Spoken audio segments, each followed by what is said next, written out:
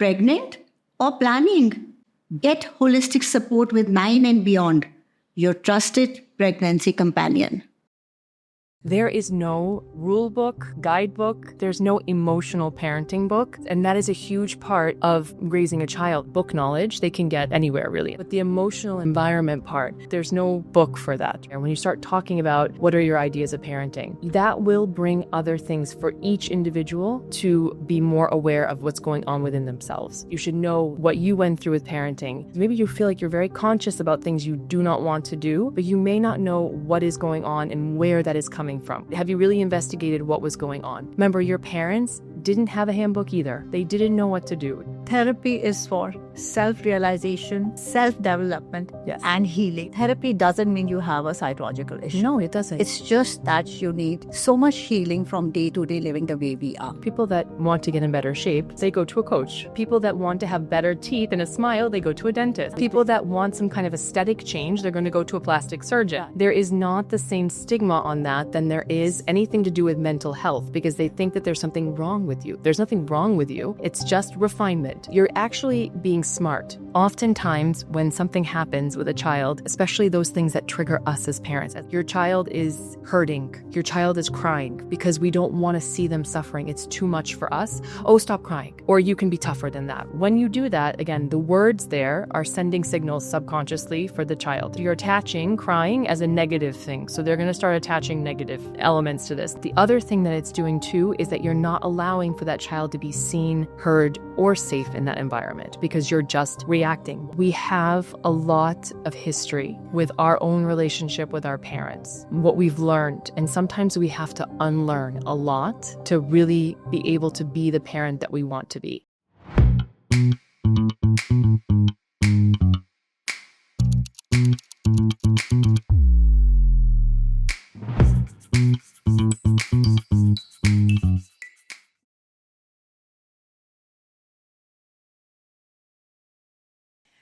Hello and namaste. This is once again your friend and guide from 9 and Beyond, Sonia Pava. And today I am absolutely humbled, honored, and emotional, very emotional, by the presence of Ms. Taylor Elizabeth, who is an esteemed emotional intelligent and etiquette coach. Honestly, guys, today's podcast, we've done enough in 9 and Beyond. As promised to you, we go beyond to bring to you the knowledge and wisdom to help you create the child, the divine child we all want in our life. The best part is what we've learned at 9 and Beyond, and we want all you to learn is it's possible. It is in our hands. All we need is expert advice, wisdom by all these people who are a treasure of this knowledge and wisdom, who come all the way. And I think that's a blessing in itself कि हम लोगों के पास वो लोग आते हैं, हम लोग कनेक्ट हो जाते हैं उनसे, ताकि आप लोग इतने प्रिविलेज हैं. ये भी एक ब्लेसिंग या दुआ है कि आप लोग इस नॉलेज को गेन कर सकते हो. And that's God's will probably. And that's why you are sitting there and we are sitting there. And today, Taylor Elizabeth, we are so humbled to have you here. Thank you so much for your invaluable, precious time. Thank you very much. And your wisdom for being here. It's an honor and I am humbled to be here. So thank you so much. Thank you so much. You know, guys, आज तक आपने मुझे कभी paper के साथ नहीं देखा होगा. But today, believe me, after going through the material provided by her and the research, whether it is her introduction or it is the questions, trust me, I don't want to miss a single word of it, because each word in itself speaks volumes of how we can create ourselves as a better human being, bring out best potential in us, be the best parent to bring up the best child. I think we first have to be that ourselves so that the child we bring into this world, which is a huge responsibility like bhakti or shakti, हमें चाहिए, right? ये वो tool है उस भक्ति और शक्ति का जो आज आप लोगों के सामने आ रहा है. So I am going to read most of the time from the paper. I don't want to miss a single word, क्योंकि आज मैंने सिर्फ इसको पढ़ने से बहुत कुछ सीखा है. And that's why I said I'm very emotional today. So to introduce her also, I'm going to read something from here. It says she is an esteemed emotional intelligence and etiquette coach, celebrated for her expertise in soft skill development. These may be soft skill developments, but trust me, these are the hard facts of life, of values, which create us as human beings. They are soft skills, but they go all the way in creating what we are today. So this is the importance of this subject here. She is a licensed life coach, emotional intelligence coach, and an NLP practitioner. NLP is neuro linguistics practice. Am I right? Programming, yeah. Which is finding the connection between thought, language, and behavior. Can you see the connection? Yes. The moment you use these words, it's enough to know what we are heading for today. Yeah. And that's the reason I'm literally using this paper today, so that aap kuch miss na kare aaj yahan pe. Look at her. She is a personified elegance herself, which is coming from within into her beautiful personality, which you can see inside out and outside in, and so rightfully called the elegance advisor. Why? Because she bridges the gap between modern context and traditional values and helps you navigate intelligent communication through emotional behavior. And the tool for that automatically is etiquette. Isn't that wonderful? Find the connection and your answers are right there, right? I hope I am absorbing it right. That's such a gracious introduction. Thank you so much. It's beautiful. And 9 and beyond totally aligns with the thought and process for a simple reason. We have said it time and again. All this should be started. This education is what is needed at early stages of childhood, incorporated at school levels, because that's where you instill in them, and then it becomes as good as breathing and as easy as breathing. And that's exactly why we are together here to impart this knowledge. This is the ambition for 9 and beyond, and her passion to bring into this world the change which can actually be done through simple skills which are at a receiving edge, right? If we want them. I want to actually cover her work by saying, she has literally empowered herself personally with varied education degrees to achieve what she has achieved, so that she can impart her passion of creating a better world outside. And this has been done through best of prestigious universities from all over the world, across 5 continents.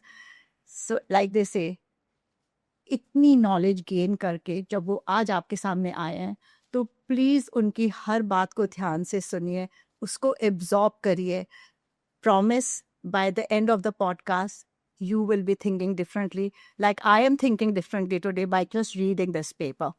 And to put it word by word of what she exactly does is a diverse skill set encompassing emotional intelligence coaching, confidence building, social etiquette, business etiquette, personal branding, effective communication, cross-cultural communication, image consulting, public speaking, life coaching, and NLP practice.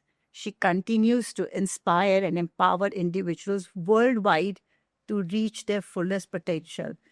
Just think about it. ये सारी qualities अगर आप में develop हो जाती हैं और आपको ये skill मिल जाते हैं, as a person in your relationships and in your business relationships, work relationships and in the profession, आप सोच सकते हैं आप कहाँ पहुँच सकते हैं. और जब आप वहाँ ताकत रखते हैं पहुँचने की, तो आप खुद सोचिए कि ये एक पेरेंटिंग जर्नी में इस चीज़ की क्या अहमियत है, कितनी इम्पोर्टेंस है.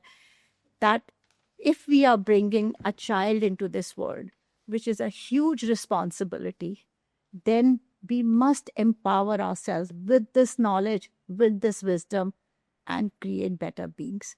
Thank you so much once again for being here. Would you like to say something for our audience before we start? I would say I'm so incredibly, honored, humbled, as you said. untouched now for that beautiful introduction, to be here, to be able to speak about something that I do think is a foundation of not only our children are born in that very pure state. You know, there is absolutely nothing wrong with any child when they are born, regardless, you know. It's the environment that they're around. It's what they're exposed to. It's like we all have the skills. We all have the ability. We all have everything to succeed. It's just having awareness and exposure and the right guidance to do it. We just about parenting, I think we think not everyone does it, but this is what we do. You know, we get married, we have children, this, God willing, and this is what happens. Yeah.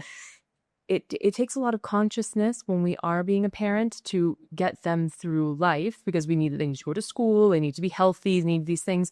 But oftentimes we don't think about the softer skills, but we also don't think about what's going on within ourselves. And I do think that's the most important place to start, is before even we think about having children, even I think before we even get married, really understanding ourselves and knowing also what our experience has been and how that has impacted the way in which we perceive relationships, having children, etc. So I think it starts very much with ourselves. And I do think that it's really important that any parent to be, or somebody that's considering having children, even before they even start planning to have children, they really think about these things that we're about to talk about today. Absolutely. Yeah. You know, in fact, we've been conditioned that parenting is a natural instinct. It is a natural instinct, right? Yes. But with advancement, with the competitive world around us, with so much of emotional upheavals, disease upheavals, and the stuff going around, I think in today's time, it needs more than a natural instinct. It needs a skill to bring up a child, because the expectations from the child who's into this world. See, at that time, the world was a much easier place to be in, right? Today, in this difficult times, to create a resilient child, to create a strong human being, emotional part, I think somewhere along the line, there is no doubt about it that emotional quotient and intelligence is probably maybe a little more important than your intelligent quotient is. Now they're saying, I mean, all the studies are saying in the hiring world, the professional world. So because unfortunately, they don't do this necessarily on early child development yet, but I think that's coming. And actually introducing this into school systems is something that is happening, because I actually work on a program in a different part of India for children. So they are starting this process, but at the same time, I would say an emotional quotient is now what everyone is looking for hiring-wise. So they're looking for all those things that fall under this EQ era. So which is basically how you do collaboration, problem solving, critical thinking skills, communication skills, resilience, determination. These are all things that they're looking for. Now, those are things that don't just all of a sudden appear once you go into the professional world. They are developed throughout life, and life teaches us these things. Absolutely. But it's changed a lot. Life has changed dramatically. And so, and also not only has life changed, but the dynamic of the family has changed significantly. And I think that is even a more, not troublesome, but creates more of an issue, because before we were living, even in India now, you'll have much more nuclear families. Absolutely. There are many still that live, but even if you're only living just with your grandparents and your parents, before it was aunties, uncles, everyone in the same. And because of that, you have a lot of ways to develop these skills that we're talking about through exposure, through experience, through life teaching you. And so dealing with different people in different ways and creating that balance. Exactly, creating it. So you had a lot more opportunity to do that now. The skill development was there. Now it's very heavy on the parents. So before, I think parents know how to have your children survive. It's those horror stories that we read about the parents that don't do that, but that's like statistically such a small portion of the human race. I mean, we survive. You know, the human race has survived. We know how to have a child survive. To have a child thrive, though, nowadays is very challenging, and it takes a lot on the parent to really be aware of self and to educate yourself in order to do that the best way, because it's changed dramatically. The society has changed dramatically, the family structure has changed dramatically, and the pressures on the child now has changed dramatically. So I think that because of that, it is a really important skill to develop. Absolutely. So to begin with, addressing the parenting journey. Yes, please. I mean, you've already to me, I've got the answers, but yet for them, I would put it in simple words. Your first question is like, before becoming parents, how important it is for them to work on their emotional intelligence. I think it's paramount, frankly. Yes. Do we ever think about it necessarily consciously? Consciously, I mean, it may cross your mind. Maybe not EQ. Maybe not, let me work on my emotional quotient, but let me think how I'm feeling about something. That may cross one's mind. But generally speaking, when we're planning on having children, we go for all these health checkups. We go through all these different consultations of the family. There's a lot of religious things going on as well. So there's a lot of different elements of it. We prepare really well the home. We prepare all these things. We don't really necessarily think about where we are. There is no rule book, guidebook, any parenting book. Yes, there's a lot of operational parenting books, but there's no emotional parenting book for this. And that is a huge part of raising a child. I mean, it's the nurturing environment, right? Because, I mean, knowledge, as in book knowledge, they can get anywhere really, and they're going to get a lot of it at school, right? Absolutely. But the emotional and the environment part, that part, there's no book for that, right? There's no, I mean, you really are kind of like, when you are going into this, it is unknown. It is a change. So human beings, change and unknown, the way our brains work, doesn't love either of those two things. So when you are confronted with that, your brain is automatically going to go into a mode of what I know. And what do you know? You know how you were raised. Now that may have been great. That may not have been great. It may not have been, and you may be conscious of that you don't really love the way in which you were raised for whatever reason. And there's no judgment for those parents at all, because a different time, cultural influences, and I'm not just talking about India, I'm talking about anywhere, right? So you have a lot of things that really impacted the way in which you were raised. Now, you may be very aware that you don't want to do the same, but what exactly is the same? What is it that you want different? How are you feeling? How is the way you were raised impacting you in ways that you're conscious of and ways that you're not conscious of? And that's the part of emotional intelligence. So it's the knowing of self first. And this sounds like a very heavy, like arduous process, right? It is a little bit because it's uncomfortable. Okay. Anything that's unknown, and why is it uncomfortable? Emotionally, it's going to feel uncomfortable, but actually in your brain more than it is the emotion. Your brain doesn't know what to do with this. It's a very new thing. So it's going to reject it, or it's going to go into like a fear kind of mode where it's going to pull from past only, and it won't know what to do. So it feels really uncomfortable and it doesn't want to do it. Right. So this is not like you have to sit down and start writing down everything that you've ever done wrong or how you feel about. Not at all. Just sit and think about it. That's it. It's a very simple thing. So to know self, just sit and think about, okay, I'm going to become a parent, or I'm thinking about becoming a parent. What do I want to reflect upon about that? Like, how do I feel about parenting? Like, really, how do I feel about it? Not what society's telling you, not what maybe your partner is telling you, but really what you feel, not what your family is telling you either, because you can get a lot from that too, like before the child's born and after the child's born. No. What do you feel about being a parent? What would you like to change about the way you were raised, for example? Is there a different approach you would like? What are the strong points, and what are the points that maybe could use some improvement? What is the impact of the way you were raised? And are there some things you really want to address now that you can?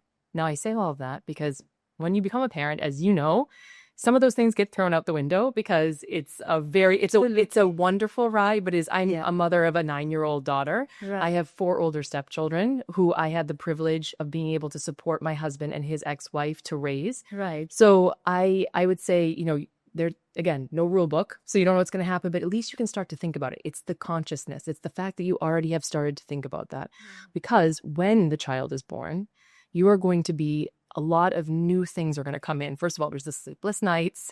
There's the change of schedule. There's, for both parents, there's the emotional, and for the woman, the hormonal change also as well. So there's a lot of unknowns that you're not going to have there either. And anything that has not been at least brought up to think about is going to be put under pressure, and things are going to come out. So this is where emotional intelligence is incredibly helpful as well. And then also it helps you and your partner to be able to discuss how you want to raise a child before the child is there. So in India, I'm actually not quite sure when it comes to like marriage, if you have discussed, sometimes I understand maybe if it's potentially like a love marriage or if it's an arranged marriage, I think maybe it would depend, that you discuss like what you want it to look like, the marriage, for example. In where I'm from, in Europe and the United States, oftentimes we talk about, okay, this is the financial situation that we're thinking about. Yeah. We have those kind of discussions ahead of time. That is, in those parts of the world, very normal process. Yeah. Doing the same thing with how we want to raise our children, like meaning what type of parenting style do you want to have? How do you want to approach when they're having a meltdown or when they are crying? The sleep schedule, the involvement of the parents. And I mean the grandparents in this, or the aunties and the uncles and everything. Like how you want to approach it. Having those conversations is really important. And I think then above all, it's admitting to the fact that you may be scared and you may have a lot of emotions about it. And it's okay. So I think sometimes because, having a child is the biggest blessing ever. It is a transformative journey is what it is. It is my biggest gift is my daughter. Yes. And I say, and no offense to my husband because he's also the love of my life, but I say my daughter is the love of my life, Right. And it's a transformative thing, but at the same time, it is scary. It is very scary. And sometimes you don't feel enough, not unhappy, but there's some conflicting feelings about it. I think it's important to talk about those things. It's important for your partner to know. It's important in both ways. Also, like the husband, wife, husband, to talk to each other and just say, I'm really excited. I'm scared a little bit. Yeah. I'm also, I'm concerned because maybe I know this about the way I was raised and I'm worried this is going to come in. Talk about it as much as you can and be comfortable with that, because this will, once it's out there, it like takes down those walls that can be so confining and create even more pressure to yourself in the situation. Prenatal yoga, diet, and emotional care for every mom to be. Type hi on WhatsApp and we'll guide you. I would like to share a personal thing here, that you two people meet. Yes. You align with each other and the mind process. You find each other very compatible and you fall in love, right? Which is what happened in my case. Very happily married. And then you get a child, right? And this person you know so well, and the other person knows you so well, inside out is what you feel. Yes. Suddenly, like coming from two different backgrounds, like I'm a very small town girl. Yes. My husband is from Mumbai, born and brought up here. Believe it or not, when our kid came on the scene and the child was growing up, we were principally so differently aligned in the values of the way they had to be imparted. Yes. For me, it was literally a do or die situation. And for him, it was like, this is not the done thing. And we had never spoken about it. So today, suddenly, we were two different personalities. Yes. And it definitely was not a good thing for us as well as for the child. Because the child should hear one common answer. Yes. Otherwise, they can turn you around the finger, knowing that the yes here is a no there. Yeah, of course, because children are incredibly, they're quick. Yes. Very quick. So like I this. think it's really important for partners to talk out how they want to raise the child, what are the principal rules they want to lay down, simply because it's a good guidebook for them to raise the child, so that there's no conflict on those principles. Absolutely. And before the child is born, because afterwards there's so many other variables. There's no time. And but the other thing too about it, I just had a really interesting conversation as well about the same topic, about your child makes you a parent. So you may know, but your partner's still your partner, or your husband and wife, still your husband and wife, but they're also now a parent. Exactly. And you don't know them in that context. Yeah. So any kind of confusion or unknown that you can get out ahead of time, because there will still be ones that come up once the child is born, because you have no reference. You've never been a parent before. All of a sudden, a whole new set of everything is coming. Absolutely. There are things, like you're saying, that you can not get out of the way, but discuss it. At least put on the table. When it's on the table, it's a lot easier to deal with than the unknown. Yeah. And it's a process of learning for you also. Yes. To reach that journey, because, like sometimes you realize much earlier in life that, okay, you were wrong in thinking like that. Yes. But when the situation arises and you take a decision, and that point of time, there is no mind rationalization to know that you are also wrong here. Yes. Maybe the other one is right in saying that this is the way it should be done. Yes, exactly. So I think this part is very, very important, that I can say that out of personal experience, that Yeah. every couple should talk it out, have some ground rules of this is what we want, and that's how we should raise the child. Right. Be proactive, not Yeah. reactive to things. You're right. Absolutely. No, So, correct. so what do you recommend are some ways couples can prepare emotionally for their parenting journey before conception? So I would say, to have had these discussions. Frankly, this is the first one. Right. Because these discussions, and I think I would very much caution people, don't be afraid. Okay, don't be afraid to have these conversations. Fear is going to be there. Fear is telling you something. Yeah. It's telling you something because you're not trusting something. This is where the fear is coming. Either you're not trusting self, you're not trusting the relationship, or you're not trusting the truth that you're saying. It's something is going on with the trust. Right. Don't be afraid. Just put it out there, because again, it's much better in the beginning than before. So when you start to put that out there, when you start talking about what are your ideas of parenting, that will bring other things for each individual to be more aware of what's going on within themselves. So the things we just talked about you should know what you went through with parenting. Maybe some things, maybe you feel like you're very conscious about things you do not want to do, but you may not know what is going on and where that is coming from. You just say, I just didn't like this. This didn't work for me. But have you really investigated what was going on? Because it's so complex and so layered. Remember, your parents didn't have a handbook either. They didn't know what to do. We are in a position now, I guess society as we are now, where we're talking about this. This is the huge thing, Before, we weren't talking about this. Now we're talking about it. So now you have an opportunity to just give space and think about it. When you start asking those questions with your partner, your husband, your wife, about what's going on, how you think about parenting, what are some of your fears with parenting, what are you looking forward to the most, what makes you the happiest about being a parent, what do you think your biggest challenge is going to be? These kind of questions. This sounds like a therapy session. It's not a therapy session. It's actually an investigation into self, because from that will bring out a lot about each one of you, what you want to work on. You will know, not necessarily in the same words I'm using, but you will know that there is something there. And again, it's on the table. So I would say as early as you can. So let's just say a couple gets married and they want to have children relatively soon. I would say from the point, even maybe before they got married, they start having these conversations. Also because it won't make it as heavy. It's not like you're sitting down and having a business meeting on this either. This is just, why don't we just have a conversation about it? We'll start here. This is one subject. You'll see where it goes. Then you have another one the next week. And not let's structure this and make it heavy and severe, but let's just start this conversation and see what comes up. So I would say that. I would say therapy to a certain extent could be very helpful. And I don't mean it because, I believe everyone can benefit from therapy. I think everyone needs therapy. I don't think it's because we think of therapy very much because when you see extremes, human nature, when you see extremes where people are in severe depression, when they have some kind of disorder of some sort, when they are, at life's bottom or whatever, as they go through a divorce, they lose a child, really traumatic things. Therapy isn't just for trauma.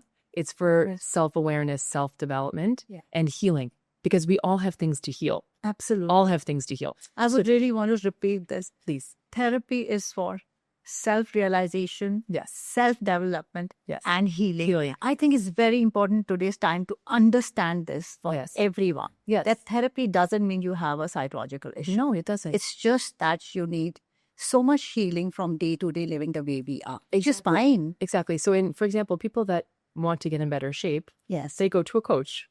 People that want to have better teeth and a smile, they go to a dentist. Absolutely. People that want some kind of aesthetic change, they're going to go to a plastic surgeon. There is not the same stigma on that than there is anything to do with mental health, because they think that there's something wrong with you. There's nothing wrong with you. It's just refinement.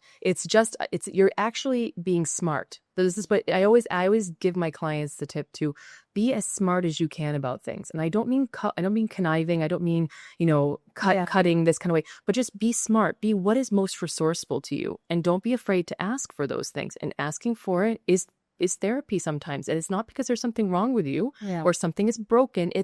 It will give you tools. Any conversation you have with anyone, you learn something about yourself, about the other human being, and about the situation. If that person is trained and they have a toolkit that's huge, you are going to benefit immensely. So I would say therapy is always a good idea as well. And then I think writing down like lists of like, again, those answers to those questions. What are you looking forward the most? What kind of parent do I want to be? Actually writing it down, journaling. So journaling, I'm a huge proponent of journaling. And I also am a little bit because I love journals, the physical paper and everything. I'm one of those people, but I believe in journaling for many different reasons. But in this case, it's reflective. So we don't usually take space in our day to pause and write down what we're thinking and what we're going through. Now, you can make it very focused in this case on parenting. So what kind of parent do I want to be? How am I thinking about parenting? What are my fears about parenting? You just start to write them down. How am I feeling about this? And you don't have to do it every day. You can do it once a week, every 2 weeks, however you want. Start the process. What happens is you will go back and review it and you'll read it again and you will see patterns in you. And the patterns will tell you a lot. And more than likely, you will see growth. You will see the shifting in you, and that will build your confidence. Again, also, this is very much your neuroplasticity. Your brain is also going to be responding to, oh, look, I can see I've overcome that fear. Look, I actually addressed that. I feel more confident in what I'm doing. You will be a much more emotionally prepared and confident parent. This is specifically for the first-time parents, because unfortunately, the second-time parents, life has taught you. I mean, good or bad, it's taught you. The first ones, this gives you a whole toolkit that you've given yourself if you take the time. So those are my 3 suggestions, I would say, for this. No, and it really makes sense because, sometimes when you write it down, the moment you put it down there, you realize this is what you thought. Sometimes it can really awaken you to your own situation. Absolutely. Not realizing how deep this was, and then if you can't find the answer, you reach out for therapy. Exactly. This is where it'll help. Or you talk to somebody. Yeah. And if you're getting your answers, great. But if you're not, then you know where to turn to. Exactly. So I think it's a great idea to do that. Like, beautiful. Okay. So now, next thing is, how can expecting or planning to be parents identify what kind of parents they want to be? Yeah. How do you recognize those emotions that you want in your child? Yes. So I would say I would take a step back and I would say I would also give a little bit of my perspective, which is just my perspective. All right. Again, having been a parent and a step parent, I will fully say that any parent that tells me now that they know exactly what they're doing, it's a huge red flag for me, because it's like I feel every day it's changing, and it's like I'm trying my best here. I have a game plan. I have an idea of what I want to be. And that, I think, is the type of parent you want to be, right? It's like an overarching game plan to things. But do I know what to do in every single situation and how I'm going to behave? And am I going to do it like perfectly well? No, because we're human. And I think the first thing there is you need to give yourself some grace first before anything else, because parenting is never stopping. The most important job you absolutely have to do in your life, and job I'm putting it as in your calling, if you will, to raise another human being. Right. This is where I would say, every human being, again, I believe is perfectly made whole. There is nothing wrong with any human being. Again, things happen to people, environment happen to people, and then other things, biochemical things happen to people, but they are born as they were meant to be born. I think as parents, and your child reveals itself to you. Does that mean that you're just letting everything go and like kind of, in the hippie kind of style, you know what I mean? Like where it's like, oh, all whatever. No, absolutely not. Because your job, as far as I'm concerned, is you are a mentor for that child. This is what you are. You have been through this life. You are an intelligent human being. All human beings are intelligent. Our intelligence is not just because I went to school, didn't go to school, I studied this, because I feel, because I think, and because I believe and I can. This is why you're an intelligent human being. You all have an intelligent mind, heart, soul. So you're an intelligent human being.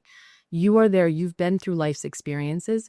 You have to trust yourself to be able to do that and to raise a child. But you are not directing them. You are mentoring them through life. You are giving that guidance. So you're trusting the child, who they are. You're also trusting yourself, and you're mentoring them through. So then you decide, okay, what kind of parent do I want to be in this mentorship? Okay, so it's a type of mentorship. And I'm breaking it down this way because I think it's important that people think about it outside of parenting. So in coaching, you have all different types of coaching. You have business kind of coaching. You have traditional life coach. Right. You have an emotional intelligence coach, like what I do. They're all approaching very similarly, different not issues, but it's a different strategy. It is a different approach to doing different things, different kinds of coaching. So I would say when you are deciding what type of parent you want to be, do you want to be a conscious parent? Do you want to be in the more strict kind of, that kind of a parent? Do you want to be a more traditional kind of parent? Ask yourself, what is the objective that you are trying to reach in the mentorship of this child? Mentorship of this child, which means there's two of you together doing this together, that you can, in no way, shape, or form will you ever be able to, if you want your child to be the best version of themselves, to dictate that for your child, because it's another human being. People try. And why do they do that? Because it's what they were taught mainly. And also because it's not the easiest, but it's most, if you will, intellectual way of doing it. It's like, this is what you're supposed to do. This is what you have to do, etc. It's the easiest in the sense that it doesn't take as much work on your part to do it. So you decide which one do you want to be. And then ask yourself, because I'm trying to reach this objective. And then I would say, will that style reach the objective that you want for your child? Is that the most resourceful thing for you and for the child at the same time? Is it the most resourceful? And by resourceful meaning, is it going to provide the child and you an environment that is going to allow this child to thrive, not just survive, to thrive? Yeah. So you have to decide that way. So how do you decide? You write down again the objective you would like, how you intend to get there, and are those two aligned? They may be for you. I'm not going to sit here and tell anyone that their parenting style is incorrect or wrong. And that would be like me taking a very small bit of information and trying to figure out somebody else's life. And it would be totally not intelligent on my part. But I would say, make sure those two things align. And if you can, if I've any piece of advice, mentor your child. You are mentoring your child. Yes, you are raising your child.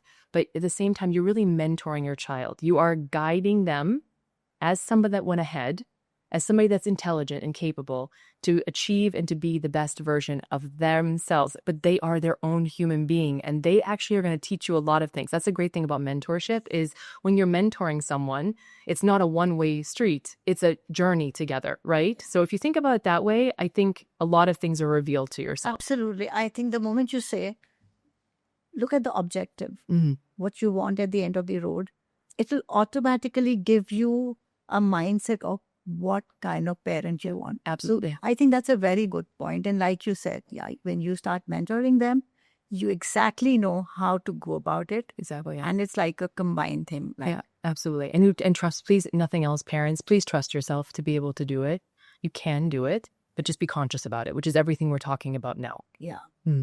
Lovely. So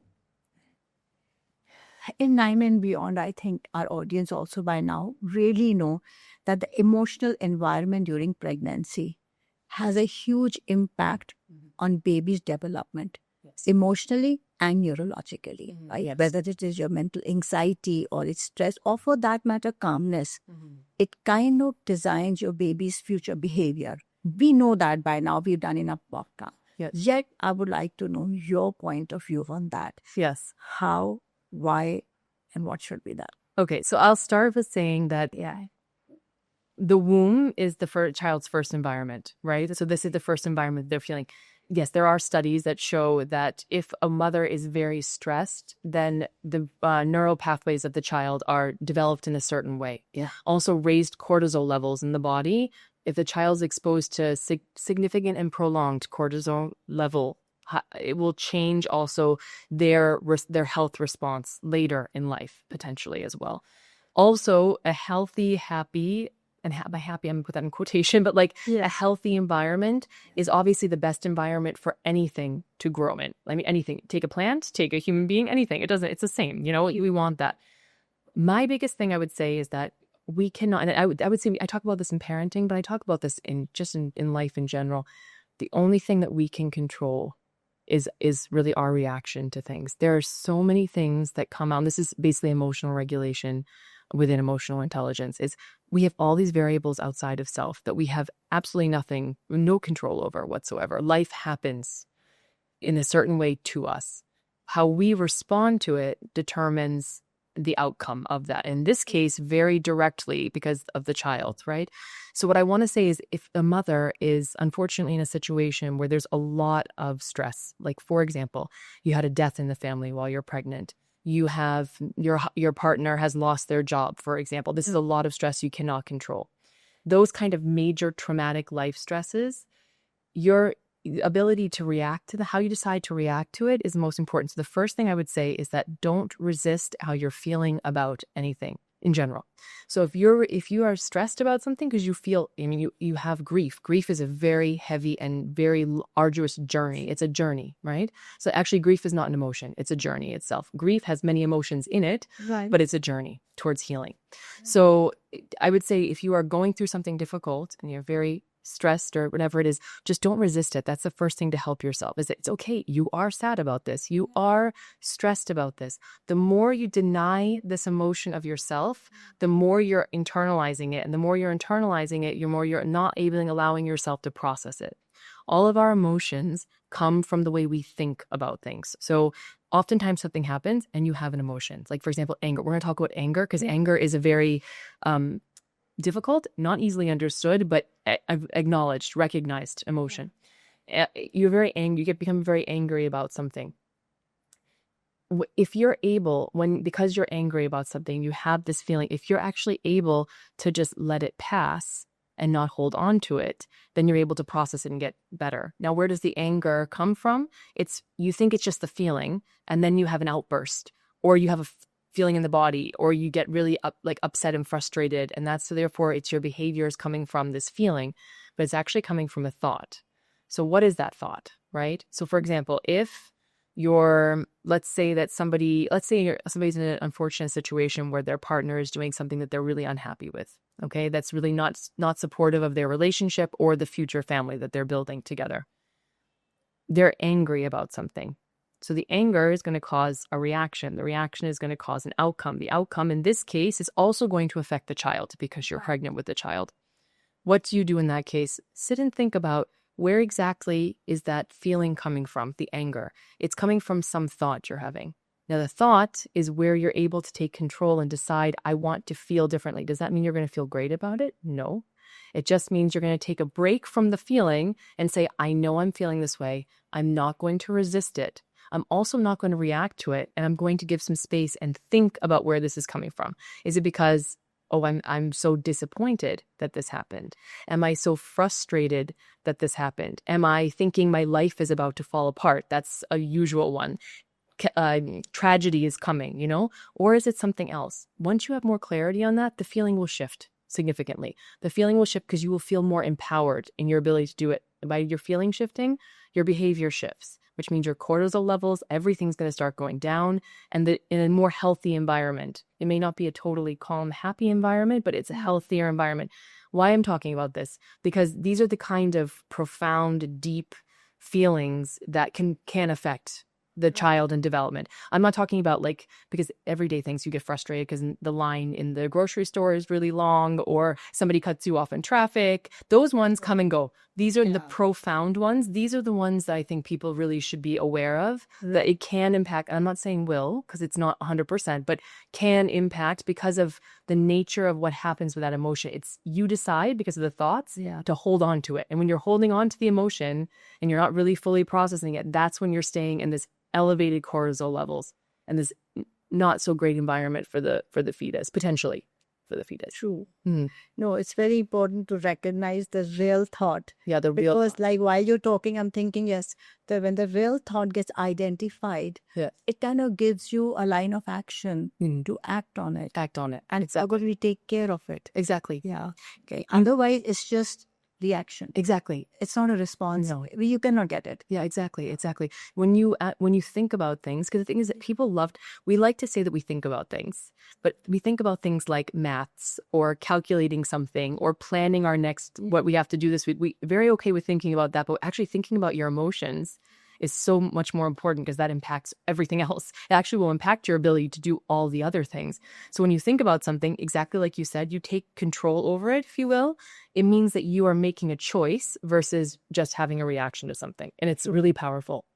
Yeah, and it really empowers you because, I am going to ask you in future a question on empathy, but, when there is compassion, Yes. you can kind of see behind the scene working of the other person's reaction to whatever, whether it's their emotion of anger or extreme love or frustration, then you don't see the frustration. You see the thought process coming from where it is coming. जो आपके अपने होते हैं. Yeah. And you can recognize, when you recognize that there is no anger towards them, there is a sense of understanding. And I think that understanding gives you a healthier, like you said, it not maybe a happy space, it gives you a healthier space and mindset.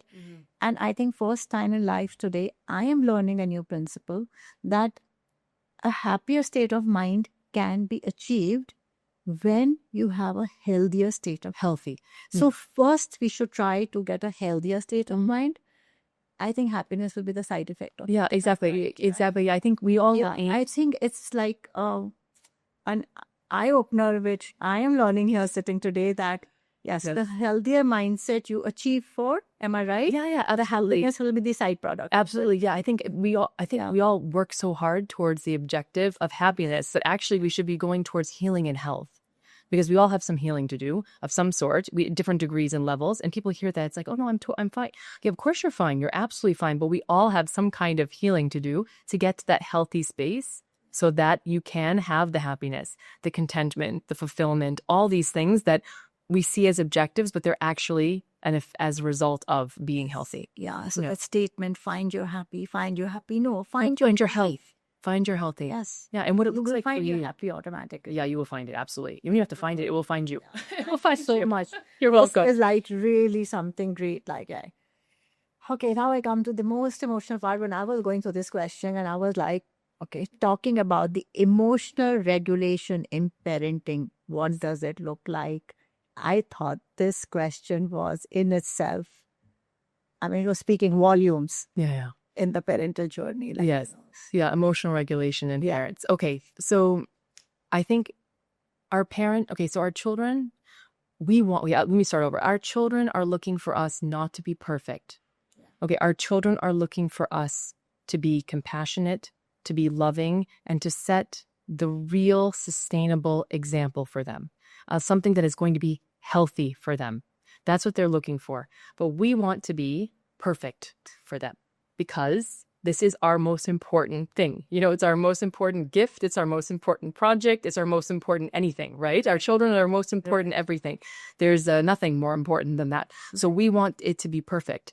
This is, again, going back to when we talk about what you need to work on before you have children, this concept of perfectionism, right? So what happens when we want to be perfect is we think that we need to be not relatable or very rigid in the way in which we respond to things, or whatever it is that we respond in a more assertive manner, right? Or aggressive manner to things, or very strict manner to things, because this is what the child needs.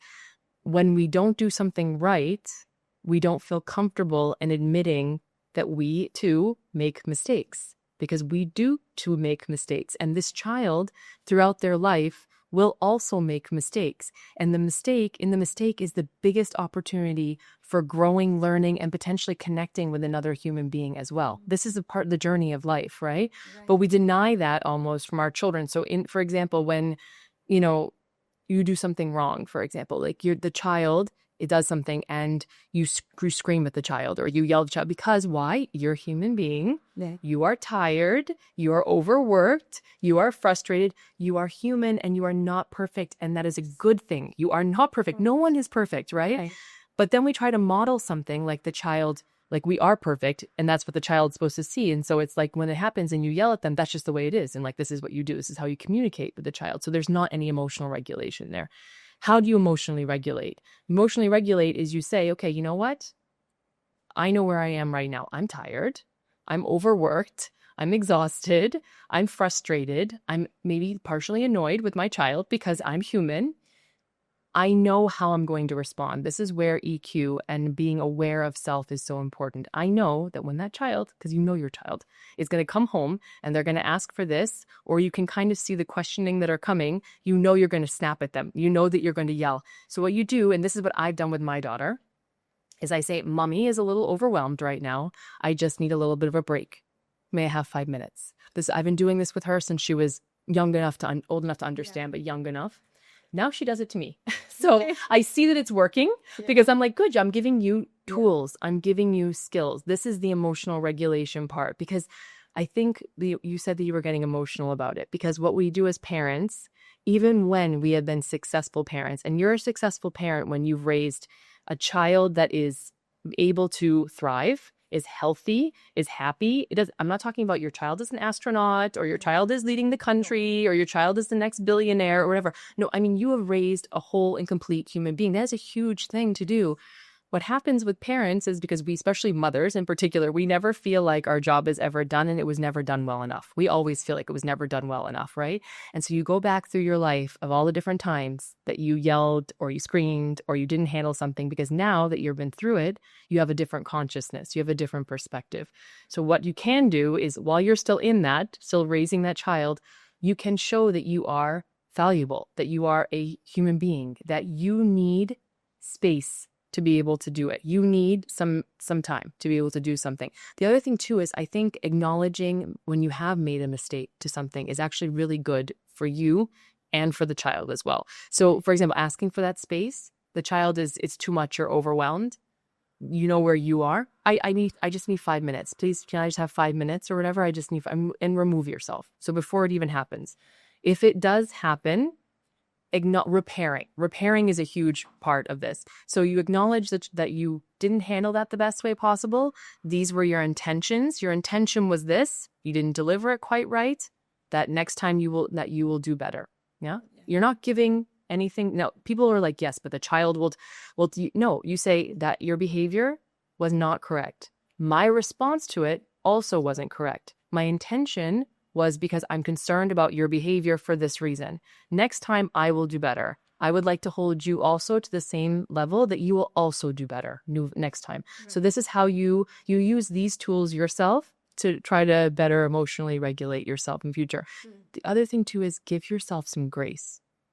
Just because you made one mistake, just because you yelled at the child once or twice or 15 times doesn't mean that has to be the pattern ever moving forward. Just because you weren't the best version of you, it wasn't your best moment, doesn't mean that you failed as a parent. Oftentimes that happens and we jump.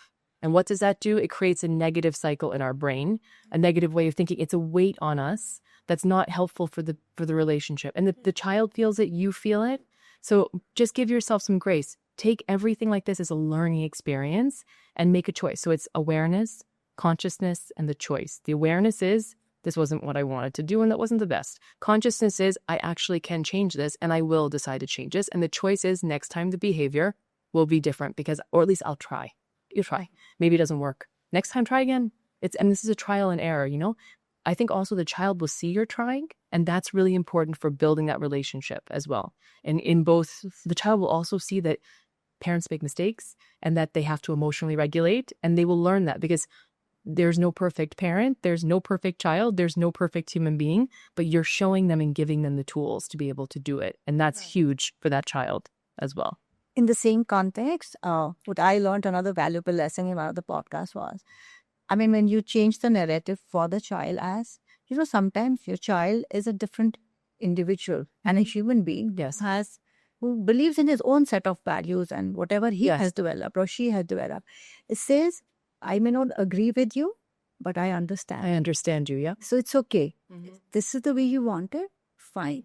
I'm not agreeing with it. Yeah. So that they also know that, okay, there can be a thought process of possibility of change and they can look at your point. Absolutely. I thought that was very, very profound, which I found that it's a good way of dealing with a situation so that you can also deal with it better. Of course, and human beings just want to be seen, heard, and safe, emotionally safe, but also physically safe, which unfortunately that's the case, and that's a lot of other issues there, but they want to be emotionally safe. If just because a child, if they're doing something that's wrong, they're doing something that's not appropriate, it's not appropriate. You cannot have a child like stealing things from a place because they don't know better, but you can't have that. You can't have a child like screaming like all the time in the wrong time and place. It's not. Your job as a mentor is you have to steer them, right?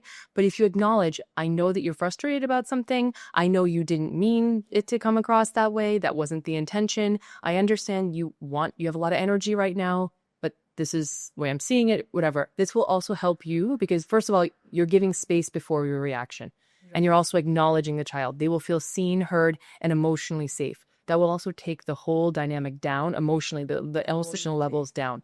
So it's helpful. It's actually really helpful for the parent above everything else. Yeah. Yeah, that's what I found, that it was more helpful for the parent to look at it differently, because the moment you use the word "I understand," actually the moment you say that, in your head also the narrative change. Yeah, I mean, you calm down more. Yeah. You kind of tame yourself before you Exactly. respond. You regulate yourself. Yeah. Yeah, exactly. That's a good tool. Thank you. Yeah. Prenatal yoga, diet, and emotional care for every mom to be. Type hi on WhatsApp and we'll guide you. So, like we said, many parents lose patience. How can they model healthy emotional control in tough moments? Though you have given us the guidelines, anything else? I take a pause. Like, first of all, I think actually, and we can talk about this maybe a little bit later also, but know your every day. This is actually a tip for everyone, parent or not parent.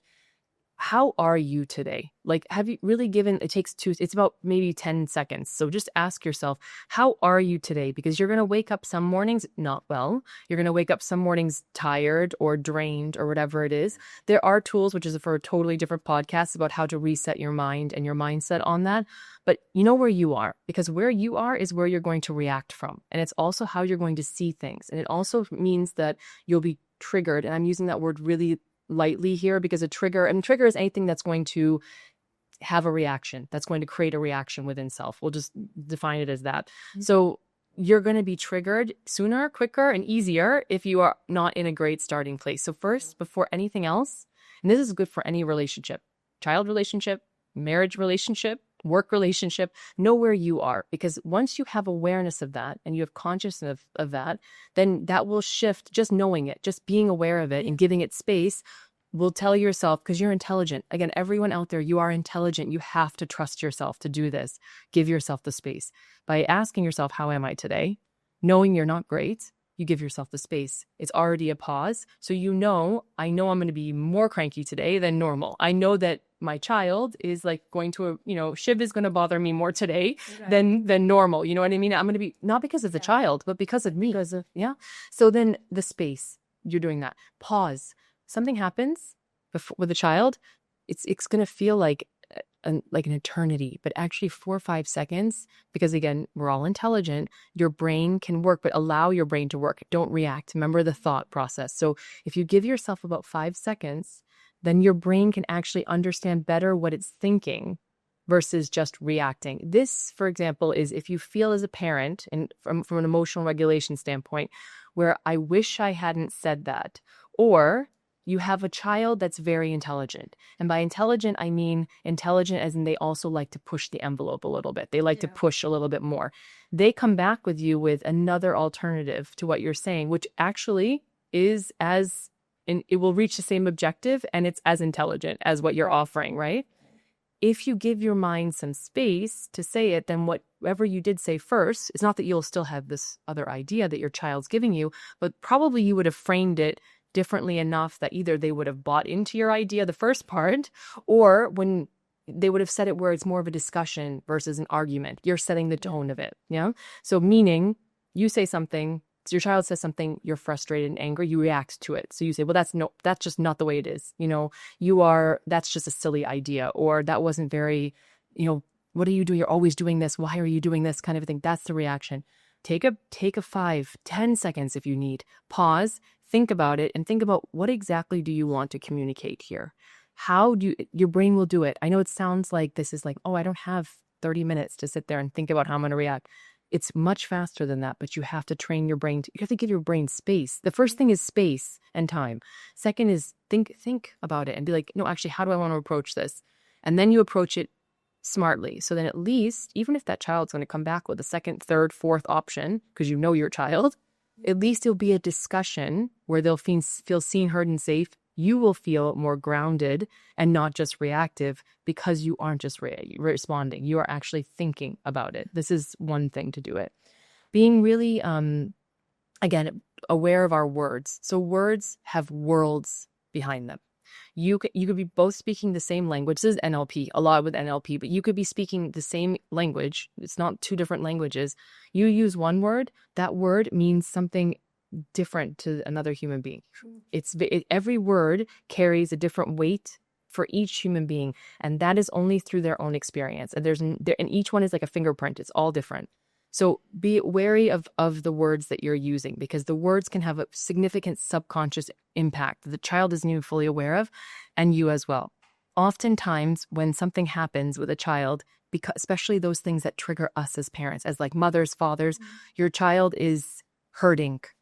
Your child is crying, for example. This is a big one. Your child is crying. We will say, because we don't want to see them suffering, it's too much for us. Oh, stop crying. Or you can be tougher than that, right? Or you're tougher than that, or whatever it is. When you do that, again, the words there are sending signals subconsciously for the child. You're attaching crying as a negative thing. So they're going to start attaching negative elements to this, negative. The other thing that it's doing too is that you're not allowing for that child to be seen, heard, or safe in that environment, because you're just reacting. Why are you reacting? Your intention is good. Your intention is you don't want to see your child suffer, but it's actually not reaching the objective that you want it to. So be wary of your words. When the child comes with you with something, ask questions. So ask more questions. Don't just give your emotional reaction is, oh, but it's too much, or, oh, but you're too much. Ask, what's going on? How can I help you? Where's there a misunderstanding? Ask questions. That will help you emotionally regulate, and that will also help the child emotionally regulate. And you will not plant subconsciously those attachments to certain words in their mind. So that way you don't have to undo that later. Crying is not a bad thing, right? At all. It's actually very healthy for the brain. Crying is if everyone watching, crying is really healthy for the brain, just like therapy is really healthy for you. Crying is it's really healthy for you. Yeah, I always say crying is a strength. It's not a weakness. Oh no, actually, it's a sign of strength. Yeah, if you can allow yourself to do that, that means you're allowing yourself to heal in like present time. So it's the fastest way to heal through this. But oftentimes we see a child and it's like, oh no, even if it's said nicely, oh no, don't cry. No, it's okay. It's okay, but just how you're asking. So please just be wary of your words also. Sometimes we use words we don't mean also. If we use words we don't mean, please try to heal that afterwards, saying, I shouldn't have used that word. That word is not the right word to be using. I used it under pressure. I was not emotionally regulated. If you want to use that, I was whatever it is, but try to undo that as soon as possible, because the subconscious impact of that can be really huge for the child and for you as well. Absolutely. And mind is such a delicate state, especially when somebody is hurting. Yes. And then your wrong word at that time can be hugely damaging for the other person. Yes, because our brains are wired negatively, unfortunately. And by negatively, I don't mean a very bad mindset or depressed. I'm not talking about this. It's critical. So our mind is critical. Why? Because we need to survive. It's a survival mechanism. Our mind is always there to pick out the thing which could cause us harm or death or whatever, which I realize we as a society and human beings have evolved so much farther than survival on a daily basis. Most people have been able to go past that. Some people are still surviving every day like this. They're trying to just get through a day.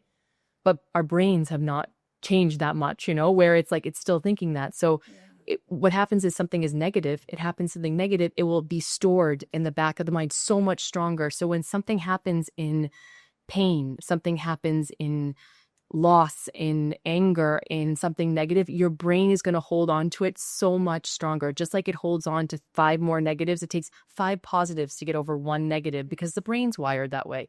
So know that it's these small little things for parents to know is important, not because you have to be perfect, but because if you're aware of it, this will change your behavior. And if you consciously make an effort to just one less negative thing a day, just one. Absolutely. Over 365 days a year, huge change, right? So these are little steps over time. Like you rightfully say, empathy is caught and it's not taught. Yes. Right? So how can parents nurture empathy in their children in a day-to-day living? Yes. So empathy is one of the core principles of emotional intelligence. So you have self-awareness, which is like 70% of it. Then you have emotional regulation, which we've been just speaking about. Then you have empathy, motivation, and then the skills. But the empathy is empathy is the foundation of, just like we were talking about gratitude also, empathy is like a foundation for relationship building. You need to be able to, and not just understand another human being, actually put yourself in their shoes. You feel for the other human being in a healthy kind of way. You model empathy. So yes, you don't teach empathy. You can teach the concept of it, like I just taught, but but really that kind of falls incredibly short. You have to model empathy. And modeling empathy is very much about first starting with self. So if you want your child to be more empathetic, that actually saying and asking questions like, for example, you had witnessed something. I was so happy to see that. That was such a touching moment. They must have felt so great. That made me feel this way, that they must have felt so great. I'm so happy for them. Out loud. Please say things out loud. Human beings, granted, your child is looking at you, their first teacher, mentor, as I would like to say, teacher. They are looking up to you. Even if you feel like you have a strained relationship with your child is still looking up to you in this same way, even if it's not communicated that way. That's what's happening. They want to see in you. They want to know. They want to feel things normalized. So you are normalizing empathy. If you actually say, "Oh, look, that was watching television," you see it in a movie. You see a scene. Oh, isn't that such a touching scene? That really made me feel this way. They must have felt that way. How wonderful to see that. Speak it. Speak the truth. Speak what you're seeing. They will hear it. Even if you think they're not listening to you, they will hear it. They will realize to make that connection. They're telling a story about something that happened in school. Ask them questions like, how do you think they felt? Or how did they react to something? How were you feeling about it? What would you have done if you were in their shoes? So ask them those kind of questions. Please try to stay away from why questions. Why questions in general are really good for point A to point B. You want to get to an answer really quickly, but what we're talking about here is holistic development. And holistic round is how, where, what, those kind of questions. Those kind of questions will get the child to start thinking. Also, when you're asking a child, how do you feel about that? Or how do you think they felt? Or what would you like to have done if you were in their shoes? Literally, if you were in their place, what would you like to do? When you do that, you are empowering that child to think about it, to develop their emotional intelligence, to develop their empathy, and you are making them feel seen, heard, and safe in the environment as well, because they're able to feel that their opinion matters, which is huge, And this is a little way to do it. So it's always, it's just like I said, every day you make slight change, just one change. And every single day, 365 days later, you have a huge change. The child starts making this feedback, this decision, this input on these small things. It will build throughout life, and they will be this is a self-confidence thing. They will feel so much more self-confidence because they will believe, rightfully so, that their opinion matters, that the way they feel about things, the way they connect to another human being matters, that that softer skill, it matters. I'm particularly going to talk about for boys here, not because boys are less empathetic than girls. That we need to strike that. All human beings are equally empathetic. All human beings have the skill of empathy. It's like, if we can think about our skills like a filing cabinet, like you file the things in the thing, you pull it out, you pull it in. The ones that you decide to focus on, those skills, those are up front, and you keep on pulling those back up front. But that doesn't mean that they're not somewhere in the back, right? Our society, any society, India, anywhere, really encourages, if you will, empathy in women, or at least it doesn't negatively attach things to it for women. I mean, I may not overly encourage it. I would love it if it was a little bit more, but it's like, oh, it's okay. Look, she's so here's how it is. She's so nurturing, right? Yeah. Look, she's so sweet. Or this is sweet is how we're describing empathy, usually most of the case. Right. And that's actually a positive thing for women. But all of a sudden, if you attach that to a man, then it's a weakness in some way, shape, or form, right? So let's just make that neutral, that this is not for either female or male, but that it's okay for you to be developing empathy. Empathy is a huge skill for you to have. It is the foundation of any relationship. For any male that is listening to this, or any father that's listening to this and feels that their son or they themselves would be weaker by developing empathy, as I mentioned before, the value proposition of empathy in the business world is huge. So all CEO level people, really successful people, have sensitive empathy because they've built relationships. You're not going to network if you don't build relationships, if you don't know how to build a relationship. And how do you build a relationship with someone? You show them, I see you. You are seen, heard, and safe in this relationship, whatever it is, professional, otherwise. all hiring for people. They want empathy as a skill. They want to be, and they will test for that now. They know how to test for that. So these are skills. So the value proposition for any male listening to this, for you to instill in your son and for you yourself, is to build better relationships, not just personal ones as a strength, but your also professional ones, is to develop empathy. So we can definitely instill that in our children by asking questions. You can also encourage it when they're young as possible, through reading books based on EQ books. So my poor daughter, I mean, it's a good thing, but I mean, at the same time, and it's really funny because I had a really interesting conversation with my mom, and I'll go this other. My mom is, will always be my inspiration and my mentor, my first mentor. I'm very close with both my parents, but, Right. and this is where I'm going to probably start crying. But the reason why I named my business the way I named it is after her, because she's the most elegant. Elegance is, for me, I learned it as not an outward exhibit, but an inward state. Yeah. And I saw that with my mother. And she teases me with my daughter because she's so emotionally intelligent that when she grows up and she's going to have relationships, like the boys are going to be like, what is this coming from? And I said, perfect. It will filter it out because she will, she knows exactly who she is. She knows her emotional state. It started because my daughter, as soon as she could read, or we were reading to her, reading books on emotional intelligence. And and emotional intelligence books are not like so heavy that it's like they're, force feeding it. No, Yeah.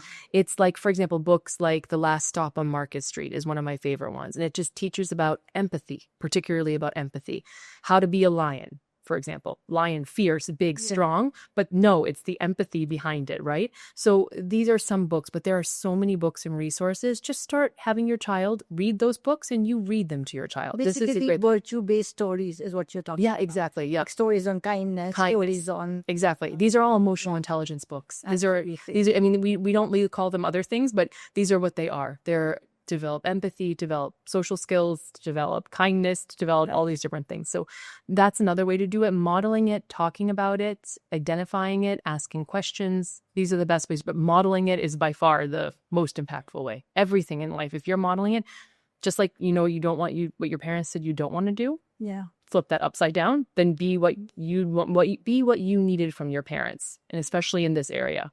Then do that. Absolutely. You have to first be what you want your child to be. Exactly. So that's very clear cut. Yes. Absolutely. So basically, I was going to ask you conversation and skills. You've already answered that. I jumped in. So much. Yeah. So another very, very important question, which I felt was, what does emotionally intelligent communication between a parent and child look like? Emotionally intelligent communication is communication in which the child is acknowledged. Okay, acknowledgement in any situation, any interaction with another human being is the first step, because then you actually can have a conversation with a child. You can actually or anyone, communication. If, unfortunately, I mentioned before, our brain is wired to be negative and to be defensive because it's a survival technique for the brain. Also, we don't really listen. This is the other thing too. So this thing called active listening, I don't know if you're familiar with what active listening is. Active listening is to listen, to understand, not to respond. Yeah. Our brain does not work that way. So you're overwiring your brain, because your brain's natural tendency is to pick up on something it knows and run with it. So as soon as you hear something that you think you shut off listening and you just go to defend that point, right? So how to have emotionally intelligent communication with your child is, one, is make sure that they feel acknowledged from the beginning. So they say something. This is very difficult in stressful situations where the child is not screaming at you, but frustrated. There's frustration already, tension. Taking a breath, that first breath, that's really important.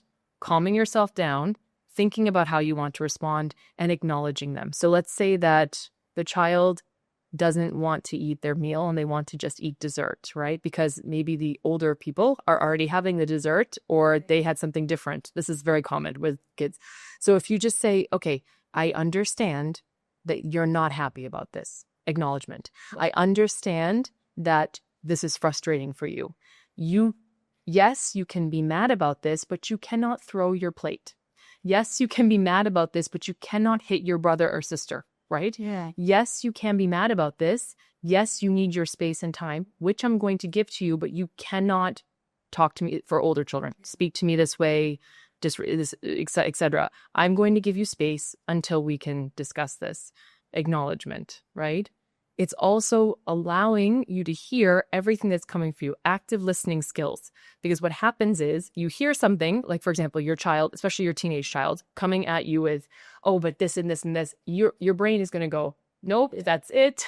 Shut off, and you become the defensive part immediately. Just listen to what's actually being said. When you give the space and you listen, then you actually can respond in a way which seen, heard, and safe for the child, acknowledgement, but at the same time, you can set that boundary of whatever it is that you need to achieve.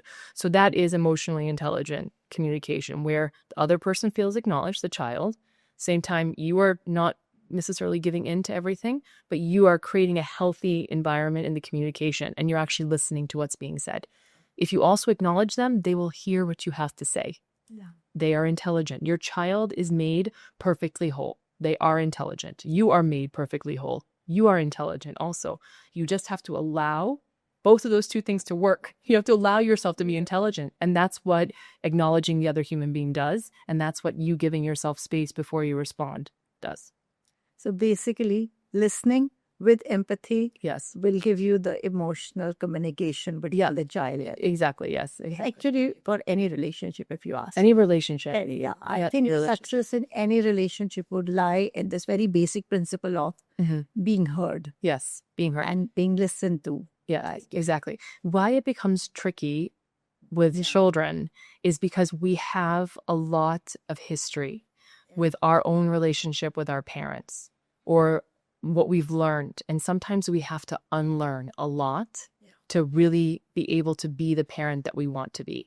And that's where it becomes really hard, because in those situations of the child is throwing a tantrum about something, and it's what it's going to do is subconsciously, maybe potentially consciously, but mostly subconsciously, it's going to bring up some memory of your same experience, and your brain is going to go with what it knows. And what it knows was how it was feeling at the time, but also what was done at the time. And it may not be a reaction that you want to have. So be smarter than that. And giving the space, giving the empathy will allow you to do that.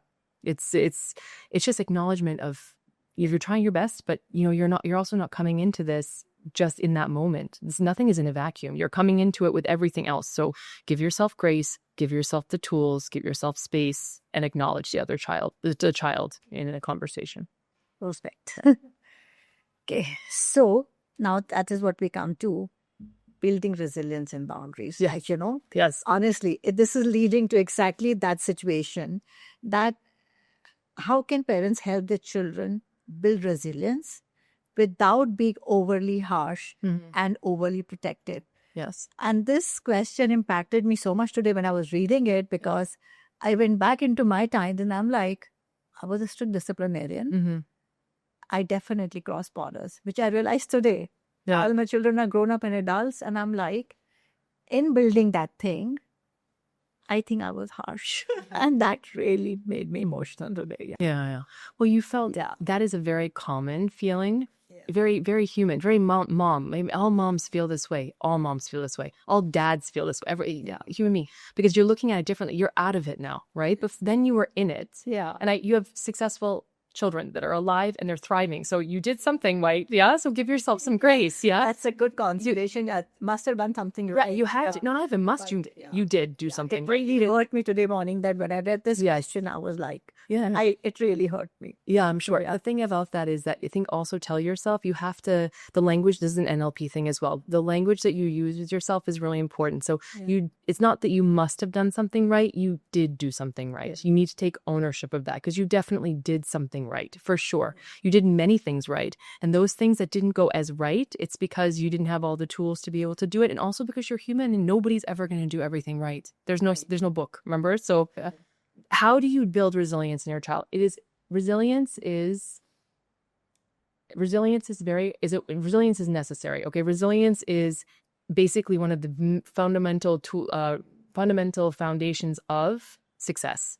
If you want to be successful at life, I'm not talking about the next billionaire, next, Modi ji. I'm not talking about any of those. I'm just talking about just surviving and thriving in life. You need to be resilient. Resilience is hard because we as parents have to take a little bit of a step back and allow the child to struggle a little bit. And I don't mean suffer and be in harm.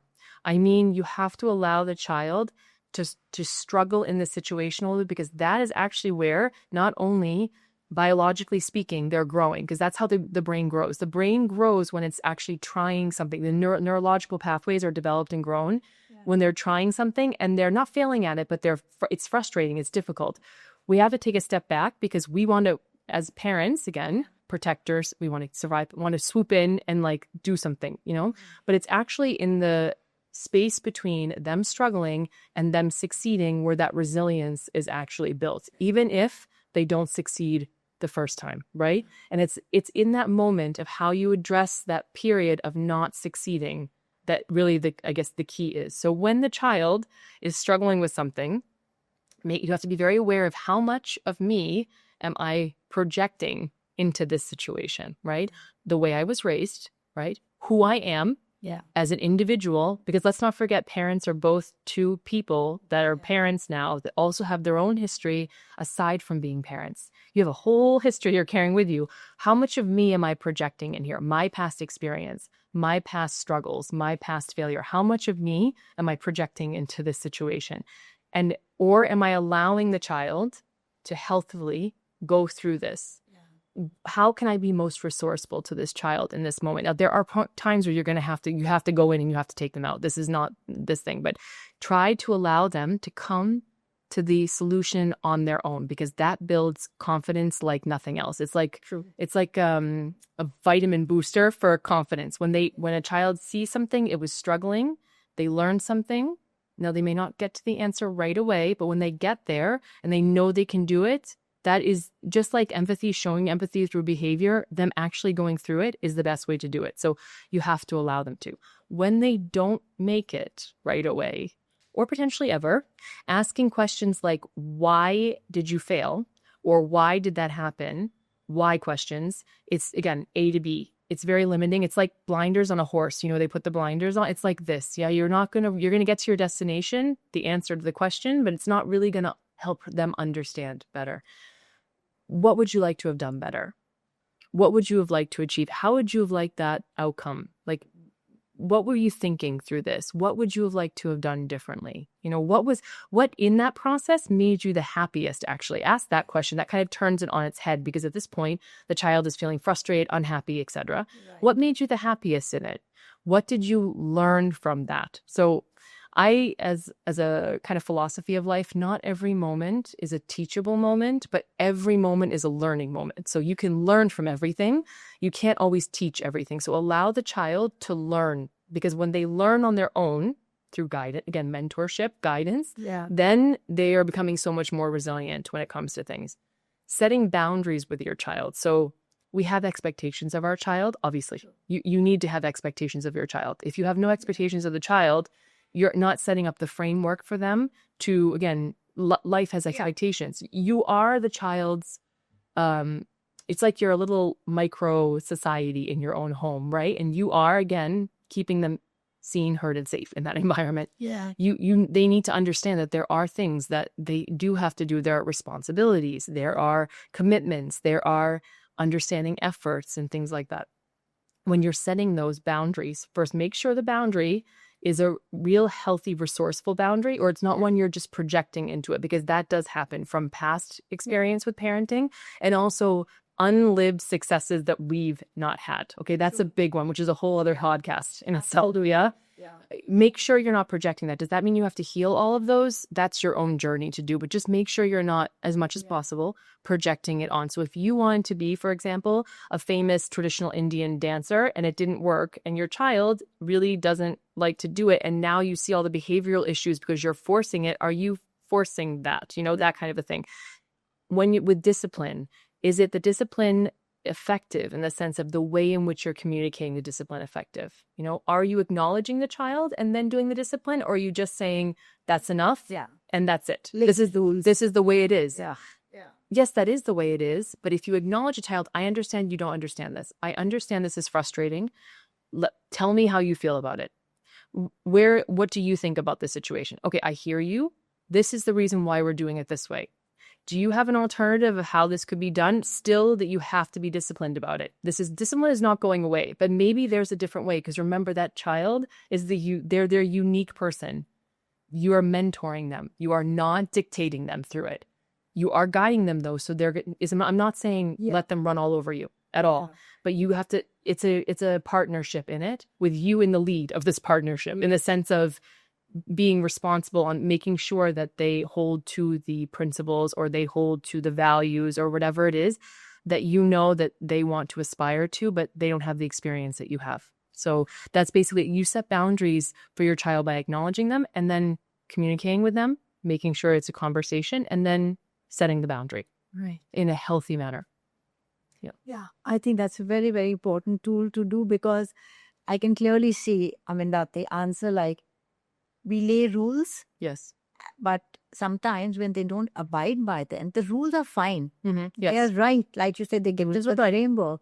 But if they don't want to follow it in a particular way, we never ask, how else would you want to achieve that? Yeah, exactly. The moment you give them that independence, Yes. probably they may come out with a better system for all you know. Yeah. And also they're responsible. See, versus you telling them, you've now given them the ability to be responsible. You've also given them the ability to be more self-confident and independent. It's hard for parents, because we want our children to be independent from us. But then when we start feeling them drifting a little bit away, it's like we want to pull them back, because again, that's a unmet need within self, or normal human nature, right? Normal, very normal. But you have to be aware of that you need to allow your child to, again, you're keeping them in line, in the sense of you're giving them that framework, you're giving them the mentorship. This is what you need to achieve. You need to do your studies. You need to do your studies, yeah? To the best of your ability. But that does not mean that we're just going to let everything go. But if this is the way I'm seeing it, to do it. Is that let's have a discussion about, is there a different way to see it? But I'm still holding you to the objective that you're going to get. So let's have a discussion about it and see what comes out from it. Because if they succeed at that, the confidence building is so much higher, and also critical thinking skills so much higher, their ability to trust self, their resilience skills so much higher, because they did it on their own, in theory, with you, with the guidance on the side. Absolutely. So I hope all you parents to be and parents out there are especially noting this point. Set the parameters. Don't call them boundaries. Because then it defines them, and they're going to revolt against it. NLP also set the negative connotation. Give the suggestion, but allow them to have their own way also of doing it. Like, honest to God, this goes a long way in building a great relationship between with your child, which you can tell from the experience now. Absolutely. It does. Right. So, prenatal yoga, diet, and emotional care for every mom to be. Type hi on WhatsApp, and we'll guide you. Okay, so setting boundaries with kids often feel like walking a tightrope. I wouldn't say often, it always feels like walking a tightrope. How can parents set firm yet respectful boundaries that foster independence and emotional study? I think you've quite answered that. Yes. Yet, if there's anything else you want to add to it. Yeah, I think I said it, but I just want to say it really clearly. The one thing I would like to say really clearly is make sure that the boundaries that you're setting are actually resourceful ones. Like, sometimes we just create a boundary because we say, oh, but this is the way it has to be, or the way that, because we actually haven't thought it through a little bit. And because we're so stuck on parent, you can't make a mistake as a parent, it's a very vicious cycle, right? So you like in this cycle of like, take a break from that and just say, for example, and this happens to me quite often, even as an emotional intelligence coach, where I'm like, I'll say one thing, and then I'm like, my daughter, who is a very conceptual thinker. So I'm not, but she is. So I had to learn a different way of communicating with her, because she thinks quite differently than me.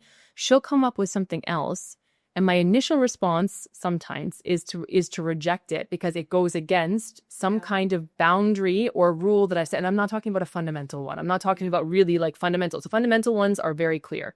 Fundamental ones are, obviously you're not stealing anything. Obviously you have to be a good student, as in to your best of your ability.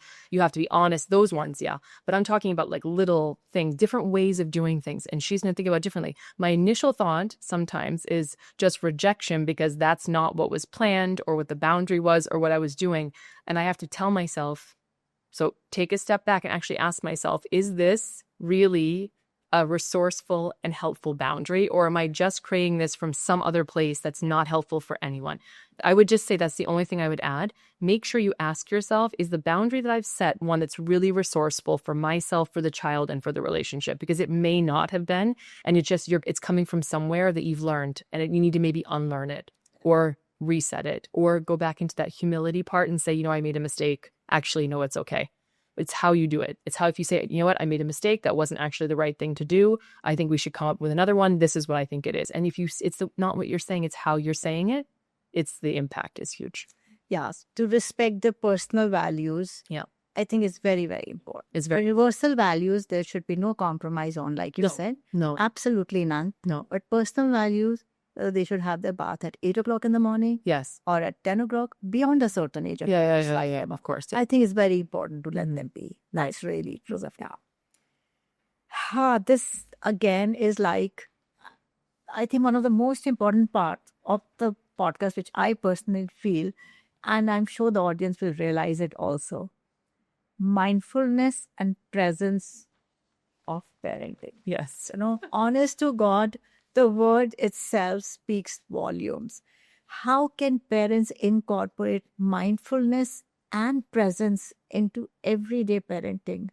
Everybody is busy. Yes. Yeah, everyone's partners are busy. working, which is not like that. Yeah. Whatever the systems are. Yeah. But to be present and mindful parenting, I think it's huge. It is. The words itself are huge to understand the impact of it. It is. Right? Yeah, it is. I think sometimes because we think, at least I do, at least my tendency to think is that if you want to be a present parent, it's like this all or nothing kind of situation. Nothing in life is all or nothing. I think at this point, we should probably just realize that it's somewhere in the gray. Everything is in the gray area. Most things are in the gray area. So I would say it's not so much the length of time that you are present with your child, it's the depth in which you are present with your child. First, I would ask yourself, like everything I've said so far, reflect upon where you are in that moment and make sure you're conscious and aware of it. Because what you'll be able to do, like if you come home from work stressed, because like you said, both parents are working, if you come home from work stressed and then you have to make dinner and then you have to deal with the homework and the child, know where you are. Don't resist those feelings. This is where you are. You're frustrated, you're stressed, you're tired. Allow for some grace for self in that moment before you interact with your child. And then set the expectation very healthfully for you. This is how to be more mindful and present with your child. When you are engaged with them, be fully engaged with them, meaning be fully present. The phone, somewhere else. Distraction, somewhere else. Don't be necessarily doing like cooking and talking to the child. Be really sit present. I don't mean you have to interview them like we're having this. It doesn't have to be this intense, but like do something that connects with them on a different level. If they're younger, talk to them, like play a game with them, but really be fully present with them. Act with them, ask them questions about what they think, create different routines with your child. This, I think, if I can say, besides gratitude, which I would say also start really young with gratitude. So gratitude is, I believe, fundamental to setting, it's actually fundamental to wiring of your brain on a daily basis.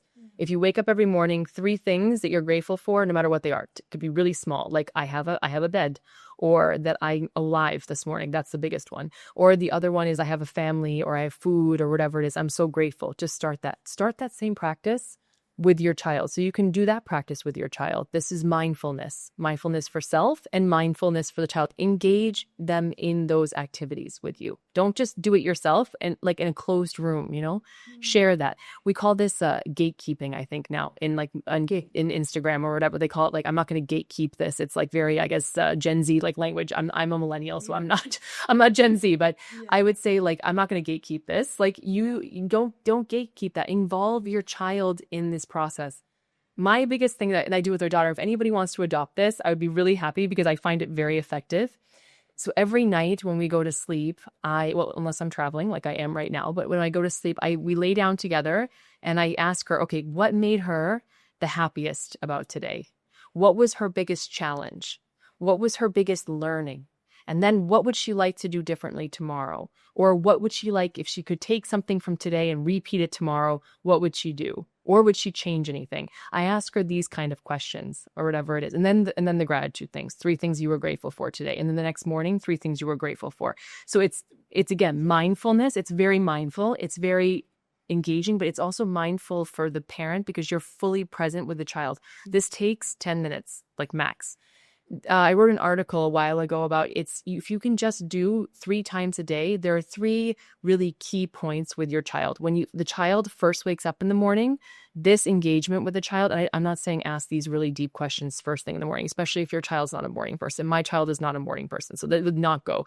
But if you are fully present, and by fully present, I mean you're, helping them. If they want to get ready for school on their own, fine. But you're like sitting with them, you're talking with them. Maybe you're just sitting in the same space, but you're fully present, not on your phone, not distracted. 10 minutes, not even 10 minutes. When they get home from school, if you have the blessing and able to do that, when they're home from school or their activity, or when you first get home. So either one of the 2, fully present with the child, engage with them in a conversation if they're older, if they're playing with something, even if they don't, like if they're playing video games and they don't want you in the video game, just sit there with them, be present, fully present. They will feel that. They will see that you're present and you're interested. When they go to bed, same thing. That's those 3 points in the child's day, 10 minutes, so 30 minutes total max is the equivalent of like spending all day not so engaged with your child. So you can be strategic about it. It's definitely possible, but this is one way to do it, and being very mindful and teaching them the mindful practices of those questions they were asking, like what was your best part of the day? How are you feeling? What would you change? What's your biggest challenge? What are you grateful for? This is all mindfulness and being present. I really like that point of yours when you said, if they're playing a video game, you've walked into the house, office or wherever, Yep.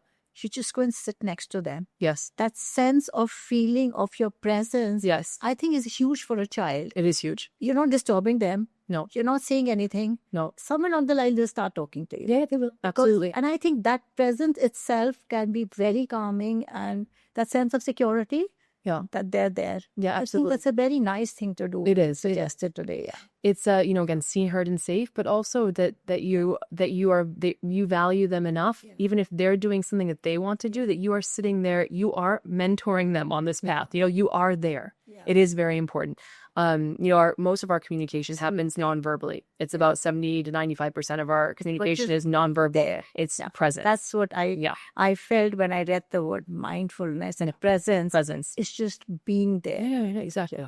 Exactly what it is. Absolutely. So this is what being present truly means from an emotional intelligence perspective. Was going to be my question, but I think you answered it. And I will repeat it because I think it's such a beautiful and important statement of being present from an emotional intelligence perspective. Mm-hmm. Seriously. From an awareness perspective. Absolutely. So I think sometimes emotional intelligence throws people because it's like, what is this first? And then the second thing is it's too heavy and complicated. Then we get into the whole psychology and therapy part of it, which it is very heavily cognitive behavioral therapy based, but it's at the same time, it's not. It's just being aware. That's all. It's awareness, consciousness, and choice. That's all it is. So, I'm picking up these mantras, words today.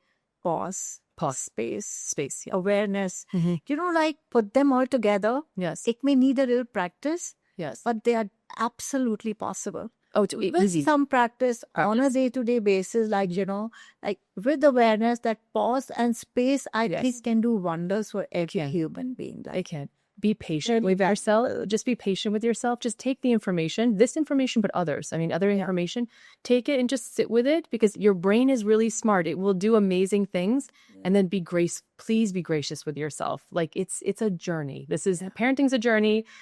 Being more emotionally aware, being more awareness and consciousness, being a more conscious person it's a journey. Yeah. Allow for the journey.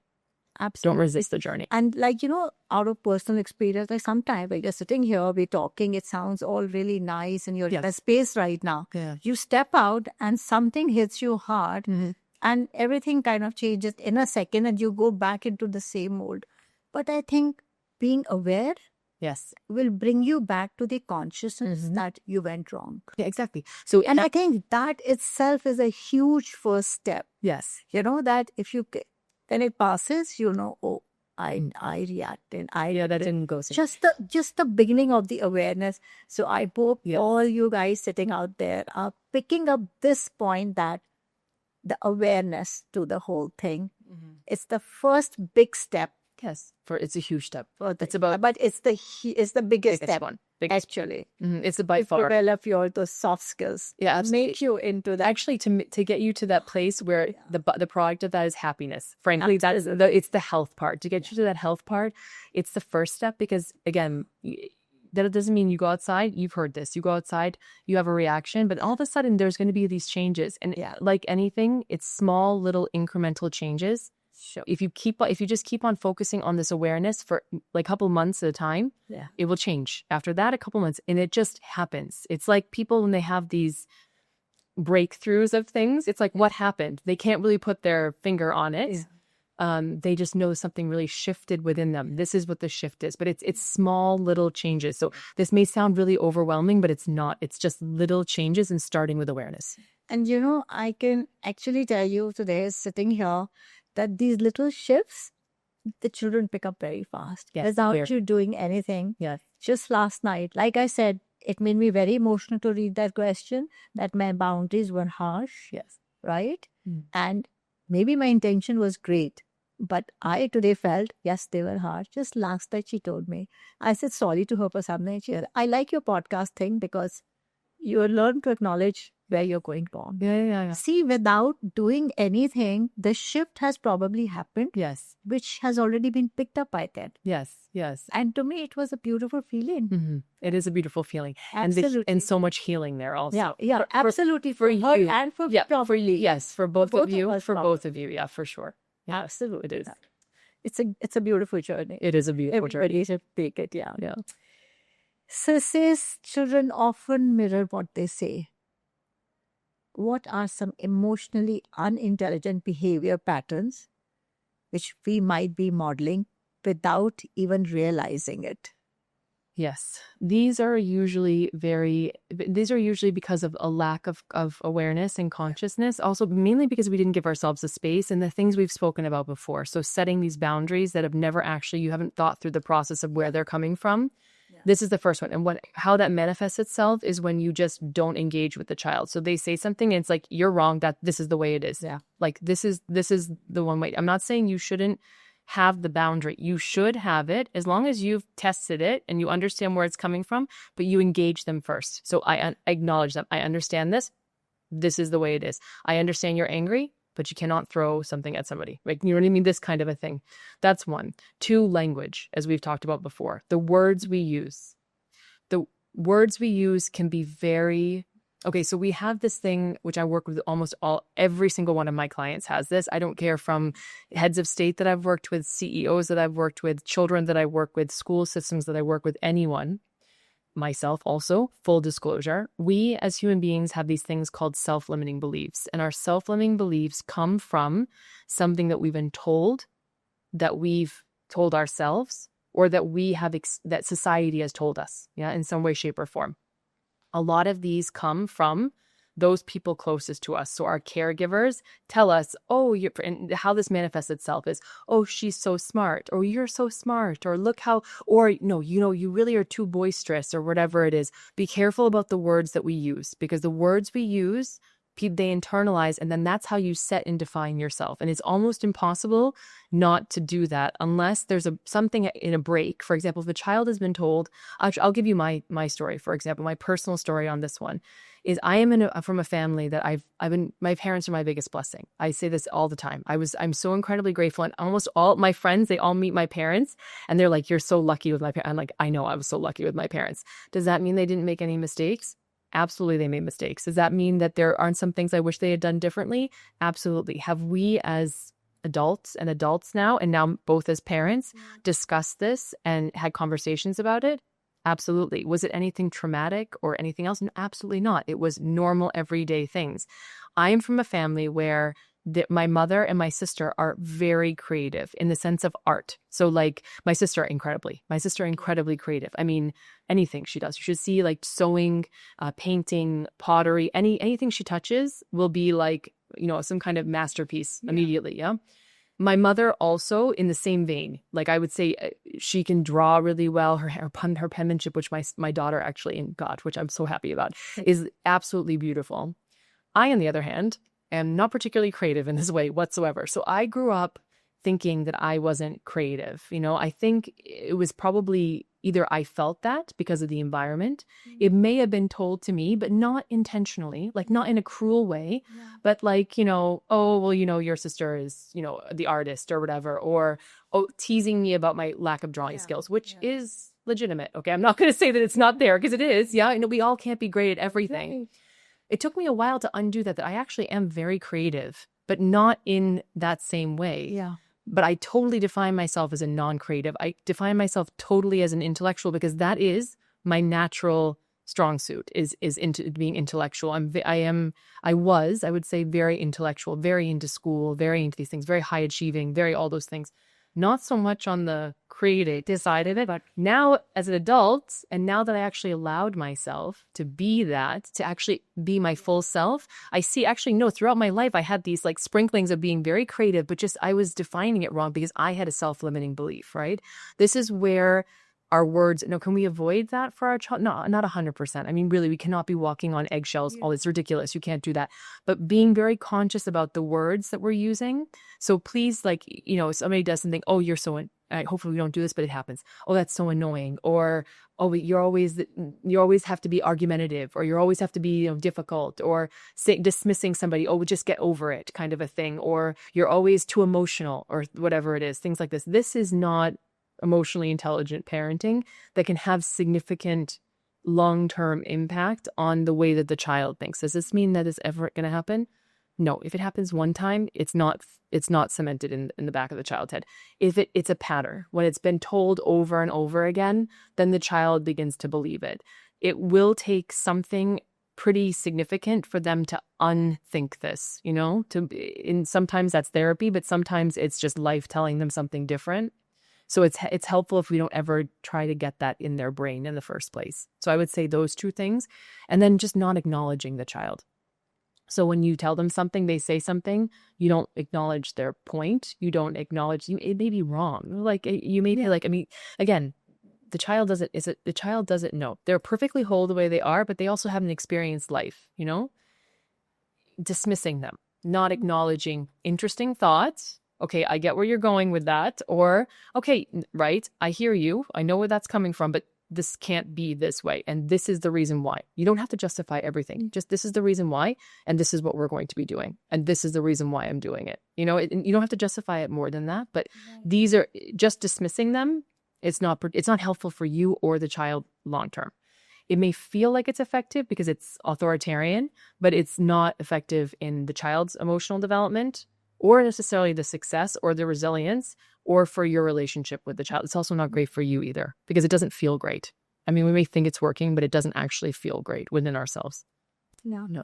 So you mean to say in our day-to-day life, the biggest step is to be mindful of the words that you use. Yes, be very mindful. Which will probably come from like you said, it's the thought, which becomes the language, and the language becomes the behavior. So probably at the thought process level, yes, you have to be more accepting of what it is. Yes. Right? Yeah.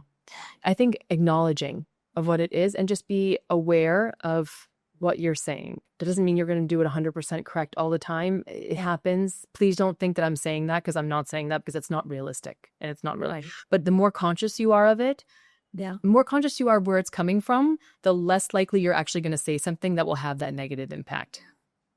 But absolutely.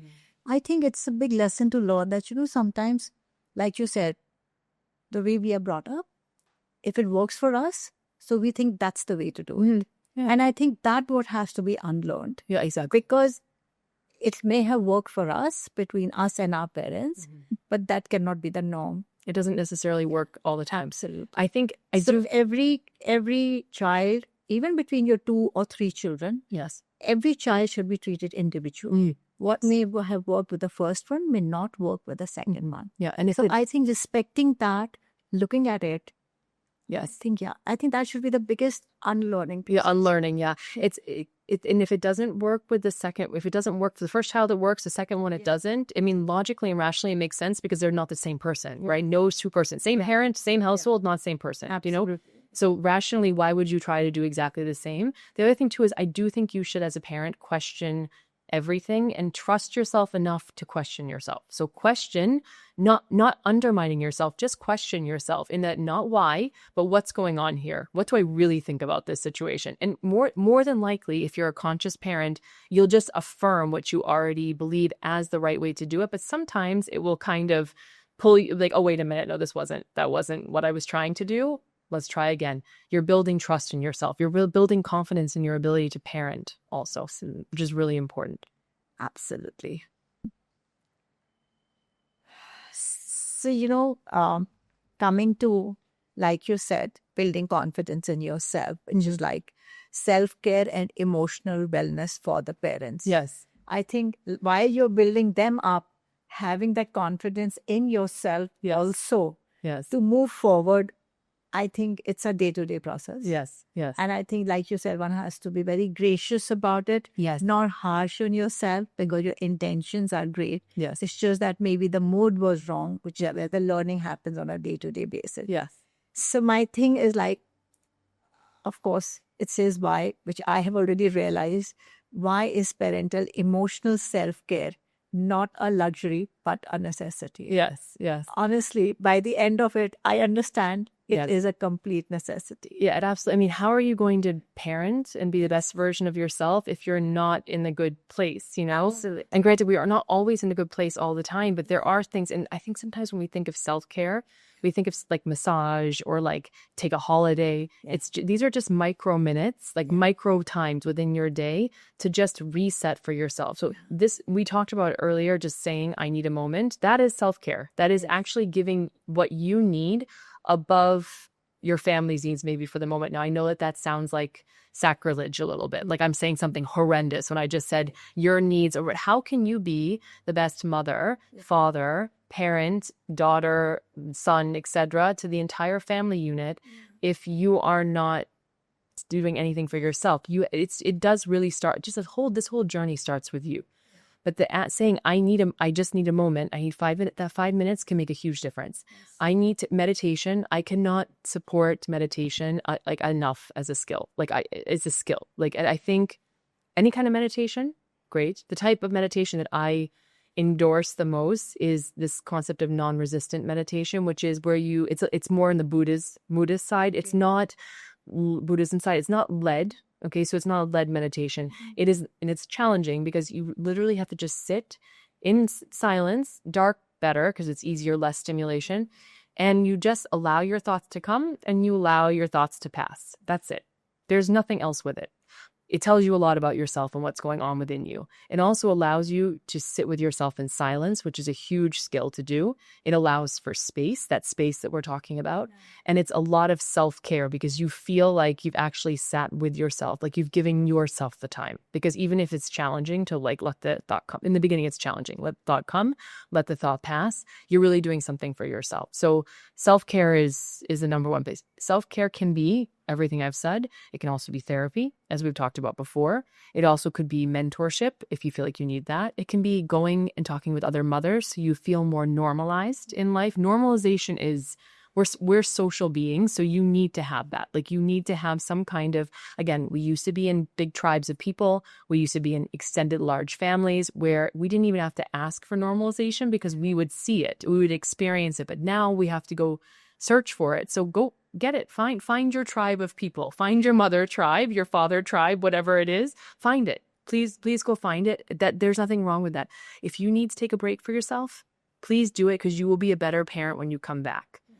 Again, what is your objective? Do what you need to do to reach the objective. Always think about that. Like what is really driving me to do this? This is what it is. This is what I need. It will be so much easier for you. You don't even have to justify it. You'll just do it because it'll make so much sense when you see it. Mm-hmm. Tell me if I'm correct. That self-care is also, for me, not being 100%. Yeah. right? Yeah, you're not. The day you stop being 100%, I think is the biggest first step towards self-care. Yeah, exactly. Yeah. Right? Yeah. This is a self-compassion part and like allowing yourself to be human. Yeah. It's like, okay, so this day wasn't so great. Like, today wasn't great. Okay. I think this is the good thing. Today wasn't my best moment. Yeah. But you know what? That isn't profoundly changing who I am. This was just one day. And you know what? Tomorrow's a new day and we'll try again. No one's ever 100% and you can't give 100%. What I say about for a mindset with this, and especially when it comes to, for women in particular, and when it comes to giving yourself some grace, is in life, especially working women, we are juggling like different balls all the time. Some are glass, some are wood, and some are rubber. And you're going to have to let some of those fall. So just knowing which one is which kind of material at every time, that should be the focus. When you do that, you'll realize when those things fall, you're actually okay. You give yourself some grace. This concept is not mine. I will not take ownership of it. I read it somewhere. I'm not sure the owner, but this is something that stuck with me throughout. It's like, it makes total sense. It's like you're always juggling something. Yeah. But if it drops, it will recover. Give yourself some grace. Absolutely. Yeah. Even I learned that in a yoga class. Yes. That, the question asked for how many of you are perfectionists? Yes. Perfectionism. And I very proudly put up my hands because I really took pride in being a perfectionist. Yeah. And they said, this is your biggest negative. Mm-hmm. And then when it was explained and broken down to me, that was the first thing I dropped. Yeah. Because when we try to achieve something, it's what we want to achieve, right? Nobody even knows what were the 10 points we wanted to hit. The 2 are left behind. It's only we are aware. Exactly. Nobody knows. So why do we care? Yeah. I'm also a former perfectionist as well. Yeah. So it's so much healing when you can let that go. Absolutely. It really is. Yeah. So it really is. Yeah. So for self-care, I think that self-awareness, self-care, and being mindful as a parent, first step is very, very important in a good parenting journey. Yes. Because unless we heal, we cannot. We cannot heal with others, right? Okay. Prenatal yoga, diet, and emotional care for every mom to be. Type hi on WhatsApp and we'll guide you. So like talking about the parental emotional self-care, we have spoken enough. Yet I would again ask for the benefit of them. Okay. How does a parent's emotional well-being affect their parenting and their child's emotional world? I think it's everything. Yeah, I mean, everything starts with you, right? So, I mean, your entire, the way that your life is, I'll just take it even farther out. Yeah. How your life will go and how it will be run and how it will be felt and how you will experience it all starts within you and the way in which you are perceiving things. Yeah. And the way in which you perceive things is how you've decided to build your emotional intelligence or not. This is not your intellectual intelligence. That's the analytical side. This is literally the prism through which you see the entire world is very much correlated with how much you have developed your emotional intelligence. People will use different words, whether somebody is mature or not. Somebody will use whether they are calm or centered. They'll use different words, but it's the same thing. It's how well have you developed yourself emotionally? How well have you developed this EQ, the quotient? That will affect the way you're seeing everything. And the way you see everything is the way in which you will parent. And the way that you parent is the way in which your child will be seeing everything, because that's the environment that you're creating, right? So goes back to the nature-nurture part. I get a lot of discussion about which is more important, and I think equally important on the situation. People ask, well, empathy is not something you can learn, or emotional intelligence is something that you're either born with or not born with. Like I said before, we are born with all of these skills. We have all the ability. It's whether or not the environment, and then you decide to take that forward and build it. So if you as a parent are emotionally intelligent, then you will have emotionally intelligent children. Emotional intelligence is a key to having health, right? Which is a key to having happiness, yeah? Yes. Does it guarantee that you're never going to be unhappy? No. Does it guarantee that you're not going to be No, it won't be. But generally speaking, your health level, your holistic health level will be so much higher. That's the environment that you're creating for your child. So you're also supporting the development of that skill in the child just by the environment that they're in and the example that you're leading. Especially for children before the age of 9, this is incredibly important, because before the age of 9 and definitely before 15, our core like skills, if you will be like they're more solidified in that point. That's where the brain is like developing in a certain way where those skills that we have, they're almost like those are going to be your dominant skills. So work with your child as soon as possible and as early as possible in emotional intelligence. And the best way to do that is if you are emotionally intelligent, because the environment will already be there. Then anything you do is like add on to it. So any books you bring, anything you're watching, any discussions you're having, it will be there. It's like, when you have children that are very, very gifted in piano, for example, or in the music or in the arts. Not always, because you have savant people, but not always, but most of the time it's because they grew up in an environment where the exposure was there. It's because a skill that they had, it was brought forward and strengthened through the environment. So it's the same exact thing with emotional intelligence and all the skills that come with it, which are really essential life skills for having a healthy and then happy life later. Absolutely. There's just no doubt about it after it. I mean, like this awareness that emotional intelligence, I think, is the basic foundation for any and everything under the sun today. Yes. Right? Because if that you have and that's healthy and well nurtured and nourished for you, it is going to create a better environment for you. Yes. It has to, right? Because there's awareness there, there's mindfulness there. Yes, absolutely. And you're present there. Yeah. And I think when these three things will come together, yes, obviously, like, I mean, you can't go really wrong with that, off. Yeah, you won't go too far off, with this, Life is going to throw challenges. Always. Everything's going to happen. Always. But you learn to respond more than react more. Yeah, exactly. And I think these are very important tools to master. Yes. So that tomorrow when you have a baby, you're bringing a strong human being, a strong value-based human being into this world. Yes. Which is like, I think that's what a parenting job is all about. Right. You want your child not just to survive, you want them to thrive. And to thrive, create the best environment. The best environment is work on yourself. Work on yourself this way. You will naturally do that for your child. Then anything you do is on top of that. Yeah. In Hindi, there is a verse called Jaisi Drishti, Vaisi Srishti, which means whatever is your vision is what your world is. Yes. Or whatever is your thought process is what you this is what the world like. So 1000%. Yes. Exactly. Yes. So you need to create that world on an emotional level. Yes. Which is what you want to visualize for your child. Absolutely. And I would say, I think in being in India, and it's a culture which I have a huge amount of respect for. I have studied it in arts of it when I was again, because I didn't consider myself creative, I went and studied as electives, arts of India and all the religious parts and things like this. And I've read the Gita, actually. I've not read many of the Vedas, but I've read in English, obviously. Right. I've read them. I would say you're so blessed and lucky to have this as a foundation, because there is so much emotion in the Gita. It's all emotional intelligence. That's all it is. Frankly, the whole thing. Absolutely. You have so much of it. Lean into that. Now that you've heard all this today, it won't be the first time you've heard it. You've heard it somewhere else, and where you heard it somewhere else is within your own culture. So just pull that out. And you will see it there. You'll absolutely see it there, and then use it, because this is a wonderful thing to be part of such a long, like 4,000-year-old culture and history of emotional intelligence, of well-being, of health. So lean into this part of it, because you're blessed to have it as a culture already. And the best part is that how the logical mind is like that when it works. It was all there in our Vedas. It's all there, right?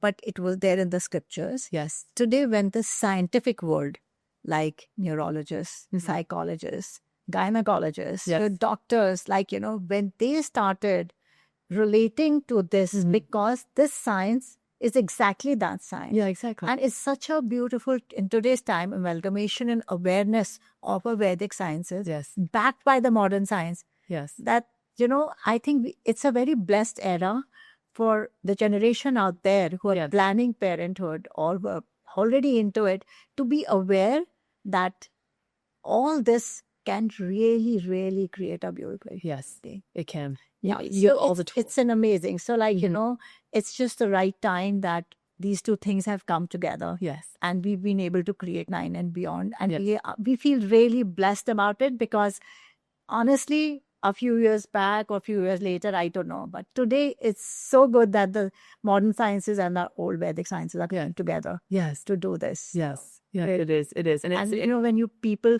like you're the technical people of your field, endorse that, yes. it's a beautiful thing. No, absolutely. I could not endorse it enough. And it's wonderful what you're doing. So I think it's a blessing for me to be here today and to be speaking with you on all these subjects. And Yeah, support plus what you're that, doing. in our journey, we are finding people like you who can educate them and endorse that this exists. Yes. It can happen. Absolutely. It's possible. Absolutely. It is very much possible. Yes. Absolutely. So my final question would be, what would be your advice to the parents today to, which of those emotional habits they can kind of adapt from day one Yes. in the journey of parenthood to lay the foundation for emotional well-being for themselves and for the children? Yes. I would say they should every day check in with where they are every day. This is awareness. This is self-awareness. And just start there. That's the first thing. Start there. Second thing is that make sure that you're celebrating your victories in parenting and not just getting critical in the parenting. Celebration, I'm like the celebration queen for everything. And my celebration, I say that, then people have an association like you need to throw it. I mean, in India, it's wonderful because we celebrate everything. It's fantastic. It's like I think a past life I was Indian because I love it, But I would say, celebrate the wins, the small wins in parenting. And that, in order to do that, you need to be reflective about how you are doing the parenting. So I would say consciously be aware every day, do a check-in with yourself. Yeah. Second thing is do a check-in with where was I successful with this? And then do a check-in with what would I like to grow on? What was my learning and what would I like to grow on? So I would say ask yourself those things. And then don't forget to ask for help. This is not a journey alone. You cannot do anything alone. It feels like we have to, but you really don't have to do it. And by not doing it alone, I mean, yes, you can go to a therapist. Yes, you can go to a coach, for example, fine. But I also mean speaking to your girlfriends about or your friend, your family members, your partner, your husband, your wife, etc. Just be open and speak about this because, again, social beings, normalcy, and getting it out there and discussing it, it makes you feel it's so much easier for us as a process. Don't do this alone. But please don't do this alone. The whole journey, the journey of emotional development, the journey of emotional intelligence, but also the parenting journey, you don't do it alone. Reach out. Get the help that you need. And don't think it's a bad thing because it's actually the smartest thing you can do. To say, I need help about this, whatever that is, and then having the confidence and the courage to go look for it because you know that is the best thing for you, your child, and for the outcome that you want. Yeah. That takes a lot of strength. Congratulations to you. Absolutely. So please do it. You don't do it alone. That would be my biggest thing. Yes. Yeah. So take every, weakness of yours. Like they say, like even diamond has impurities in it. Yeah, everything. So when you need to sparkle and shine, yes, if those impurities are not, the weaknesses are not some kind of things which can hold you back. No, they're all part of you. Mm-hmm. Share it. Yes. Don't be ashamed of it. No. Communication is the best way. Yes. Either you'll overcome it or you will be more aware of how to deal with it. Mm-hmm. And that's, I think, the basically principle of success. Yeah, absolutely. Absolutely. Absolutely. Yes. So, yes. Thank you so much. Thank you.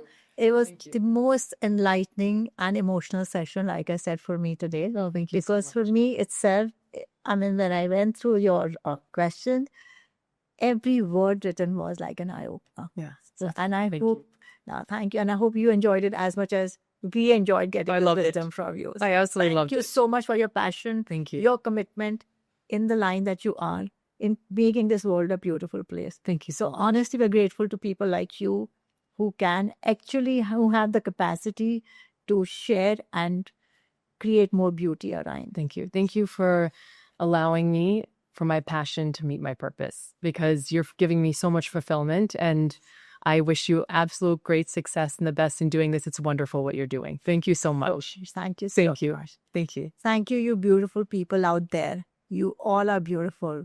You all are possible. आपको जो भक्ति चाहिए, जो शक्ति चाहिए parenting की, to be parents, please be mindful of it. Please be present in it. Simple words, simple mantras, pause, space, awareness. create it. मान के चलिए थोड़ी सी practice चाहिए इस चीज़ के लिए. Practice will make you perfect. And you will be able to do it because, like I said it, and I say it time and again, nothing is impossible. The word impossible is I am possible. So make it possible because in you lies the capacity to make this world beautiful by bringing more beautiful human beings into this world. So let's together create a lot of beauty, lot of value, lot of culture into this world. Let the war disappear, let the love prevail. Thank you so much for being with us. And I hope this wisdom works for you.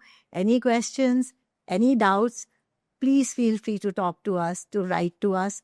We shall always be very happy with all our team people who have contributed so much into bringing you all the knowledge to be always be there for you all. Thank you. God bless and take care.